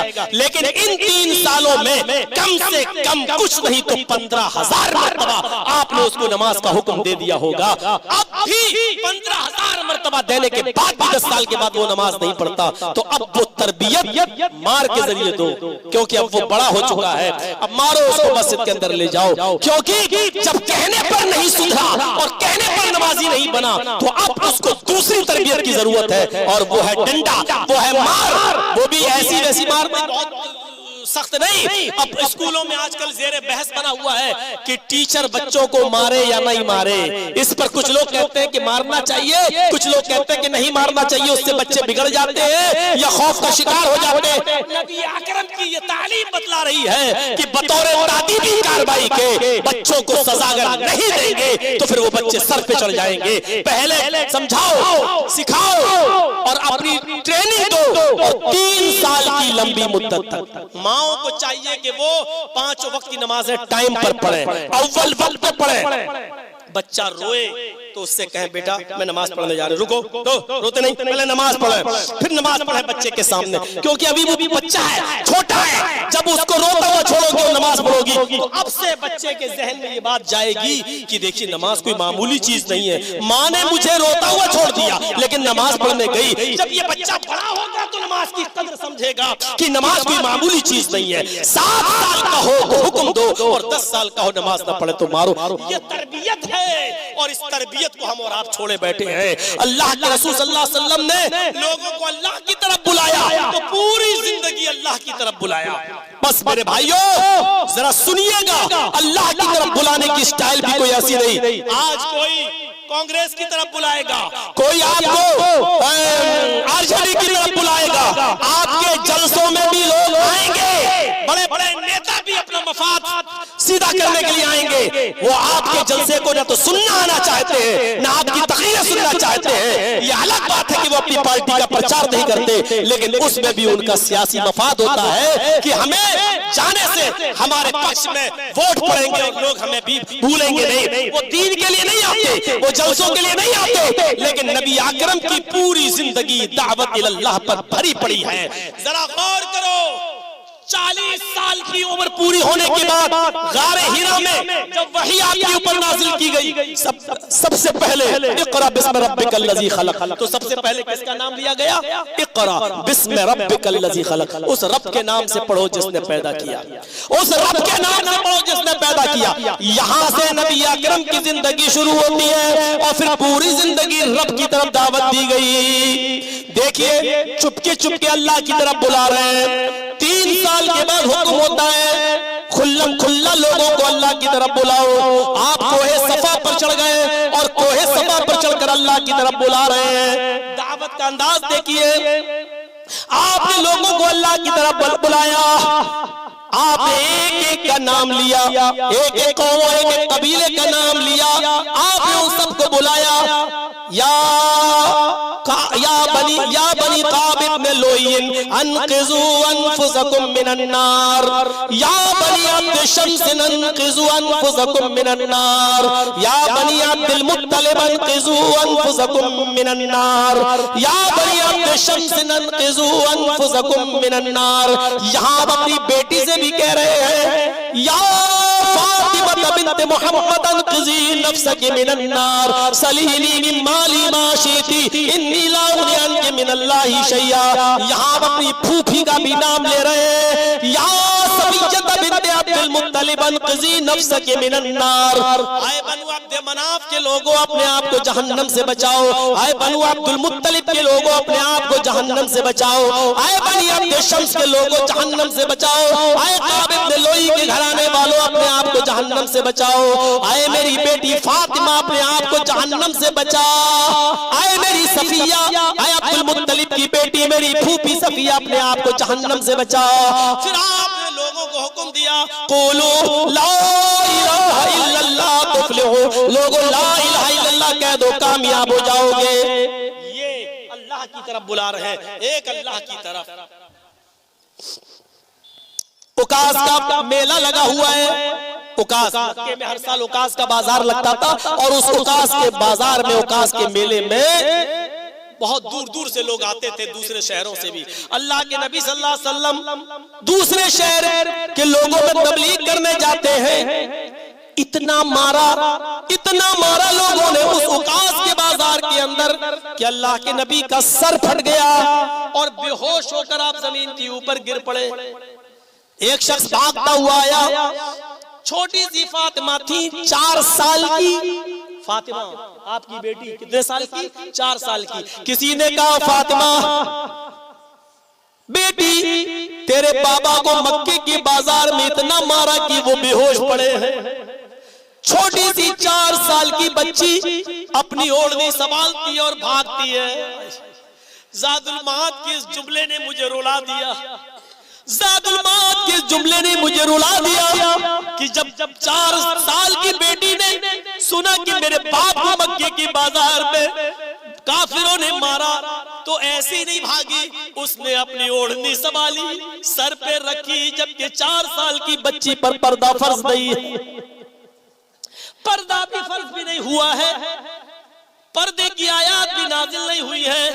काश ये फातिमा छोटी सी 4 साल की बच्ची का वाकया आज हमारी बेटियां जो जलसे में आई हैं वो सुने, हमारी लड़कियां सुने, हमारी बेटियां सुने, हमारी बहनें सुने, जिनके सरों से दुपट्टे उतर गए हैं, जो आज लेंगी और प्लाजो पहनकर घूम रही है, हाफा फास्तीनों के कपड़े पहनकर मार्केटिंग और शॉपिंग कर रही है, कॉलेजों में अपने बहनोइयों की मोटरसाइकिल पर बैठकर भी सफर कर रही है, और भाभी अपने देवरों के साथ आराम सफर कर रही है। न तो भाभी को देवर मोटरसाइकिल पर बिठा सकता है, और न साली को उसका जीजा उसका बहनोई मोटरसाइकिल पे बिठाकर न बाजार ले जा सकता है, न डॉक्टर के यहाँ ले जा सकता है, न स्कूल ले जा सकता है। ये हरामकारी है, ये हरामकारी है, ये हरामकारी है, जिसको जिसको मानना हो माने, जिसको न मानना हो तो आजाद हो तुम अपने कर्मों पर, अपने करतूतों पर। मेरे प्यारे साथियों, न भाभी देवर के साथ जा सकती है और न ही साली अपने जीजा के साथ जा सकती है। अगर आपकी बीवी आपके साथ बैठ के खाना खा रही है तो आपकी साली अपनी बहन के पास बैठकर भी आपके साथ खाना नहीं खा सकती है, क्योंकि उसका चेहरा खुला है, उसकी हथेलियां भी दिख रही है, उसके ऊपर पर्दा फर्ज है अपने बहनोई से।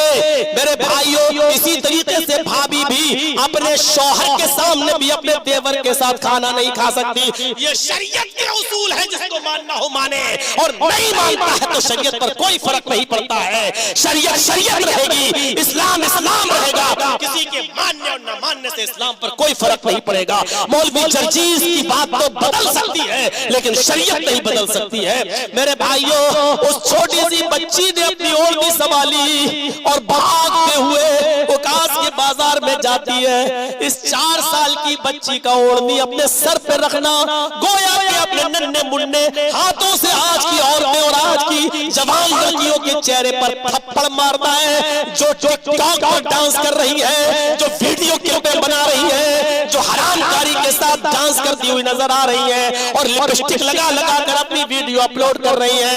ये हजरत फातिमा 4 साल की बच्ची का छोटा सा हाथ इनके गाल पर पड़ रहा है। इसकी तकलीफ का एहसास कयामत के दिन उसको होगा, अभी नहीं होगा। उस 4 साल की बच्ची ने भागते हुए उकास के मेले में, उकास के बाजार में जाती है और अपने बाप के हाथों से, अपने हाथों से अपने बाप का चेहरा साफ करती है। फिर अपनी ओढ़नी से अपना दामन, ओढ़नी से को अपने हाथों से फाड़ती है और अपने बाप के खून को साफ करती जाती है। ये 4 साल की बच्ची अपने बाप के खून को साफ कर रही है तो कहती जाती है, ओ मक्के वालों, तुमने मेरे उस बाप को मारा, मक्के वालों, तुमने मेरे उस बाबा को मारा है जिसने आज तक अपनी पूरी जिंदगी में कभी झूठ नहीं बोला। ये 4 साल की बच्ची को कौन सिखला रहा है? आए लो मक्के वालों, तुमने मेरे उस बाप को मारा है जिसने जिंदगी में कभी झूठ नहीं बोला। मेरे मक्के वालों, उस बाप को तुमने मारा है, बेहोश किया है, जिसने आज तक किसी की अमानत में खयानत नहीं की। आए मक्के वालों, तुमने मेरे उस बाप को मारा है जिसने आज तक किसी का दिल नहीं दुखाया। बेटी फातिमा जब रोती जा रही थी तो आंसू उसकी आंखों से गिरते जा रहे थे और 2-4 आंसू टपक कर मोहम्मद रसूलुल्लाह के गाल पर गिर गए। नबी अकरम की आंखें खुल गई। आपने अपनी बेटी फातिमा को अपने पास बैठा हुआ देखा तो अपनी लख्त जिगर को अपने सीने से चिपकाया और कहा, मक्के वालों, जो हमारी 4 साल की बच्ची के आंखों में आंसू लाए वो कौम कैसे खुश रह सकती है? वो कौम कैसे खुश रह सकती है जिसकी वजह से मेरी छोटी सी बच्ची की आंखों में आंसू आ गए? जिसने फातिमा को सताया उसने मोहम्मद को सताया, जिसने फातिमा को रुलाया उसने मोहम्मद रसूलुल्लाह को रुलाया। मेरे भाइयों, इस 4 साल की बच्ची का ओढ़नी संभालना और अपने बाप की खिदमत करना, ये ताज्जुब की बात है मेरे भाइयों। और फिर उसी मौके पर आपने कहा, आए लोगों, ये पत्थर तुमने मुझे इसलिए मारा क्योंकि मैंने तुमसे ये कहा एक अल्लाह की इबादत करो। एक अल्लाह की तरफ बुलाते हुए पत्थर खा रहे हैं। कुछ लोग आ गए तबलीग के लिए, आप उनके पास बैठ गए, समझाने लगे। इतने में हजरत ज़ैनब ने किसी को भेजा कि आपकी नवासी यानी मेरी बेटी बीमार है, आप आ जाइए। अल्लाह के नबी ने उस खबर लाने वाले से कहा, तुम जाओ। अभी कुछ लोग आए हुए इधर उधर से, पहले मैं इनको समझा दूं, बाद में आऊंगा। अल्लाह ने बीमार किया, अल्लाह शिफा देगा तुम्हारी बेटी को, जाओ। ये चला गया कासिद। थोड़ी देर के बाद ज़ैनब ने उससे कहा, जाओ और मेरे बाप से कहना तुम्हें अल्लाह का वास्ता, तुम्हारी बेटी ने अल्लाह की कसम दी है, जिस हाल में बैठे उसी हाल में चले जाओ। मेरी बेटी, उनकी नवासी की तबीयत ठीक नहीं है, जल्दी बुलाओ। कासिद आया और कासिद ने कहा, अल्लाह के रसूल, आपकी बेटी ने आपको अल्लाह का वास्ता दिया है।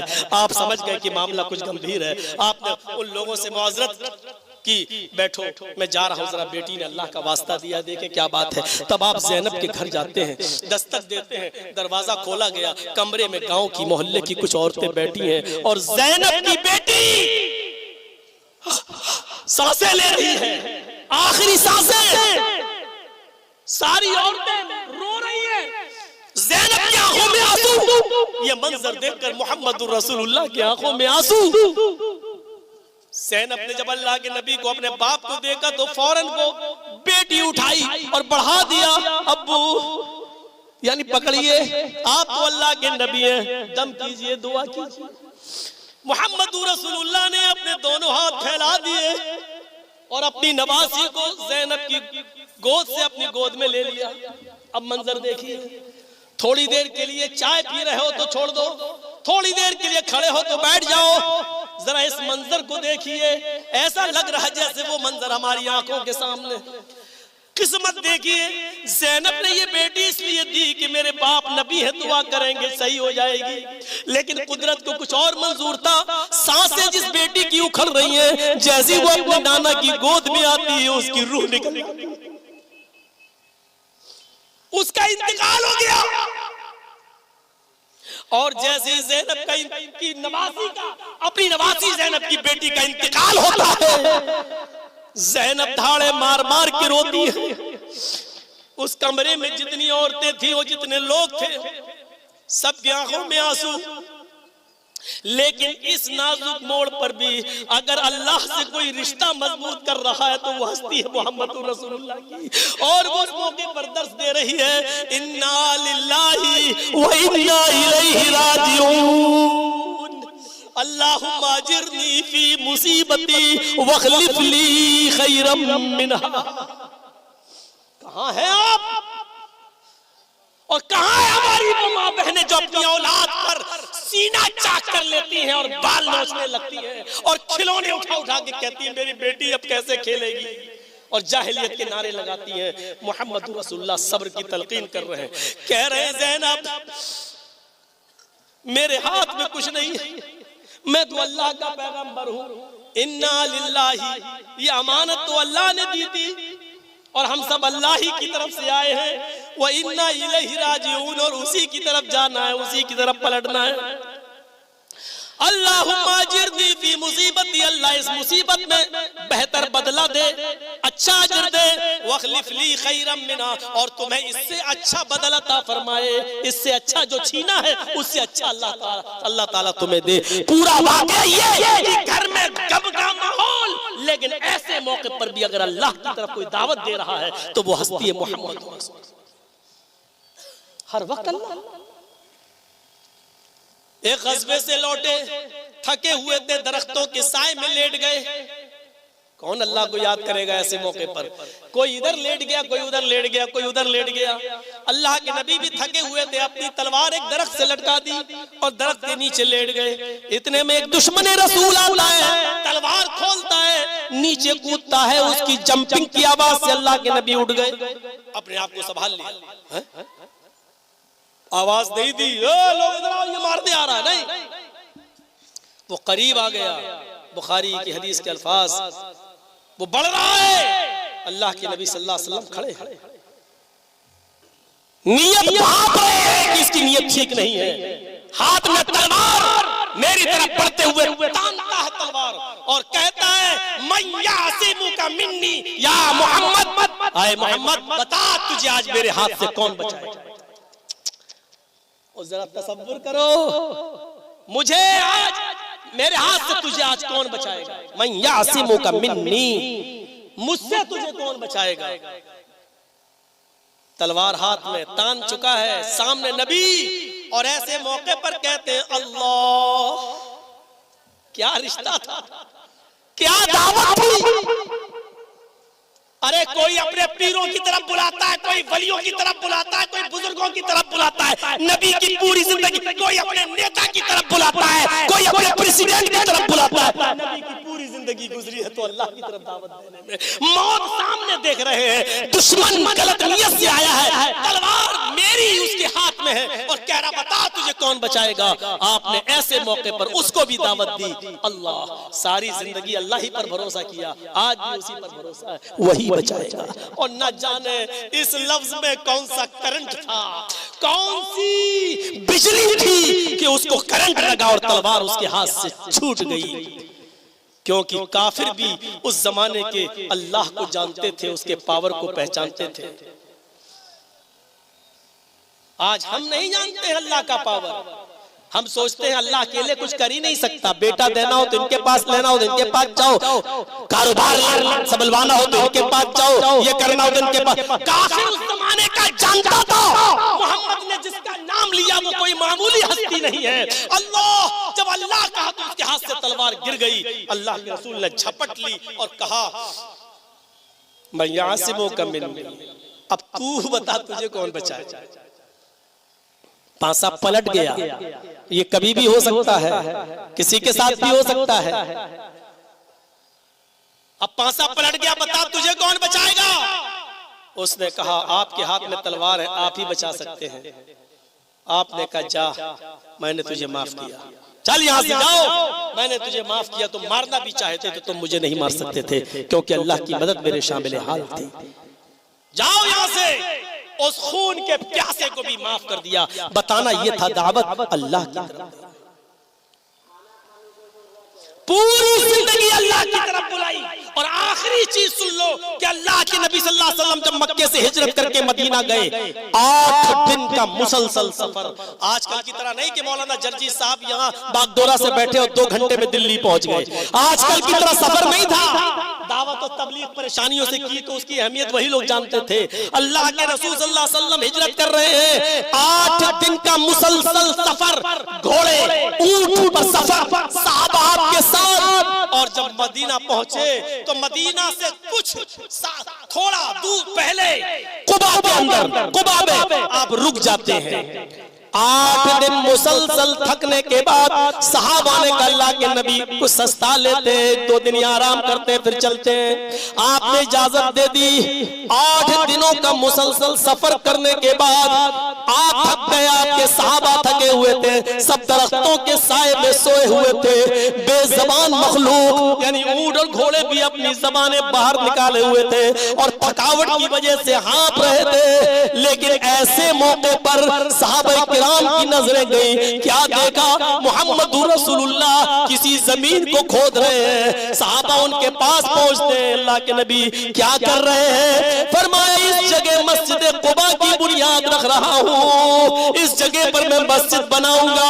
ये पहाड़ियां देख रहे हो, ये चारों तरफ पहाड़ी पहाड़ है। यहाँ से अल्लाहू अकबर की सदा बुलंद होगी, जो बाद में जो कयामत के दिन ये पहाड़ियां भी गवाही देंगी। मेरा बताने का मकसद यह है कि 8 दिन मुसलसल सफर करने के बाद जानवर थके हुए, बेजबान मखलूक जानवर जबान बाहर निकाले, सहाबा किराम लंबे लंबे पड़ गए लेटे हुए, सारी मखलूक थकी हुई है। 8 दिन का मुसलसल सफर है, सब थक चुके। लेकिन ऐसे मौके पर मुहम्मद रसूलुल्लाह जमीन खोद रहे हैं और वहां मस्जिद कुबा की बुनियाद रख रहे हैं कि यहाँ से जो सदा निकलेगी अल्लाहू अकबर की, वो इन पहाड़ियों को पर गूंजेगी और ये पहाड़ियां कयामत के दिन अल्लाह की वहदानियत की गवाही देंगी कि इस जगह भी तेरे नबी मुहम्मद रसूलुल्लाह ने तुझे याद किया, तेरा नाम लिया।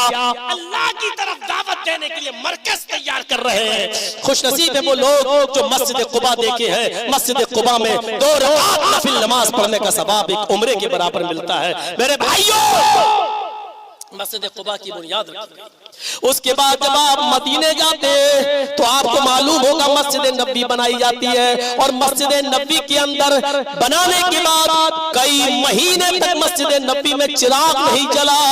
मस्जिद नबी के अंदर चिराग नहीं जला इसलिए कि मदीने के लोगों के पास फाजिल तेल नहीं था, इतना तेल नहीं था कि अपना घर जलाकर थोड़ा तेल बचा सके और ईशा की नमाज में मस्जिद नबी में चिराग जला सके। मस्जिद नबी में मगरिब की नमाज अंधेरे में पढ़ी गई, ईशा की नमाज अंधेरे में पढ़ी गई, फजर की नमाज अंधेरे में पढ़ी गई। अल्लाह के रसूल को 5-6 महीने हो गए। 6 महीने के बाद आज फजर की नमाज पढ़ने के लिए मस्जिद नबी जा रहे हैं। क्या देखते एक चिराग जल रहा है। आपने नमाज पढ़ाई और नमाज पढ़ाने के बाद आपने पूछा ये चिराग किसने जलाया मस्जिद नबी के अंदर। आज इतने महीनों के बाद पहली मर्तबा ये चिराग जलता हुआ देख रहा हूँ। किसने रोशन किया ये चिराग? हजरत तमीम दारी उठते, अल्लाह के नबी मेरे पास कुछ तेल फाजिल था, मैं ले आया कि अंधेरे में न सहाबा दिखाई देते, में न मेरे नबी का चेहरा दिखाई देता है, इसलिए मैं तेल लाया और चिराग जला दिया। अल्लाह के नबी सल्लल्लाहु अलैहि वसल्लम ने फजर के बाद जो दर्स दिया, उस दर्स में आपने फरमाया, ऐ तमीमदारी, आज तुमने मस्जिद को रोशन नहीं किया, आज तुमने सिर्फ मस्जिद को खूबसूरत नहीं बनाया, आज इस मस्जिद में तुमने चिराग जलाया। कद नव्वरतल इस्लाम, आज तुमने इस्लाम को रोशन कर दिया, आज तुमने इस्लाम को जगमगा दिया, आज तुमने पूरा दीन जगमगा दिया। मेरे भाइयों, ऐसे माहौल में भी सहाबा ने नमाजें नहीं छोड़ी, अंधेरे में भी नमाजें पढ़ी, चिराग नहीं था फिर भी नमाजें पढ़ी, अंधेरों में मस्जिदों में गए नमाजें पढ़ी। मेरे भाइयों, इस्लाम ऐसे ही हमें और आपको नहीं मिल गया। यहाँ पर देखिए, आप गौर करो कि पूरी जिंदगी जिसने इस्लाम को रोशन किया और इस्लाम का नाम लिया, वो नबी आज बीमार हो गया है। आज फजर के बाद और ज़ोहर के दरमियान, फजर और ज़ोहर के बीच में वो शख्स अल्लाह को प्यारा हो जाएगा। आज उसके पास आखिरी दिन है। हजरत फातिमा को रोते हुए देखा तो फरमाया, बेटी आज के बाद तेरा बाप कभी इतना तकलीफ नहीं बर्दाश्त करेगा। समझ गई कि मेरे बाप का आखिरी दिन है। फिर और रोने लगी तो आपने उनको पकड़ा और उनके कान में कहा, आए फातिमा, अभी जिब्रील ने मुझसे कहा कि फातिमा से कह दो कि अल्लाह ताला ने फातिमा तो सय्यदतु निसाई अहलिल जन्नह, फातिमा को जन्नत की तमाम औरतों का सरदार बना दिया, तमाम औरतों का सरदार बना दिया, फातिमा को जन्नत की तमाम औरतों का सरदार बना दिया। मेरे भाइयों, अल्लाह के नबी सल्लल्लाहु अलैहि वसल्लम ने आखिरी जुमला अपनी ज़बान से निकाला, अस्सलाह अकीमुस्सलाह अकीमुस्सलाह व मा मलकत ऐमानुकुम। लोगों, नमाज पढ़ते रहना, नमाज पढ़ते रहना और अपने से कमजोर मातहतों का ख्याल रखना, ये नबी अकरम सल्लल्लाहु अलैहि वसल्लम की ज़बान से आखिरी जुमला निकला। और उसके बाद आप खामोश हो गए, होंठ हिलने लगे।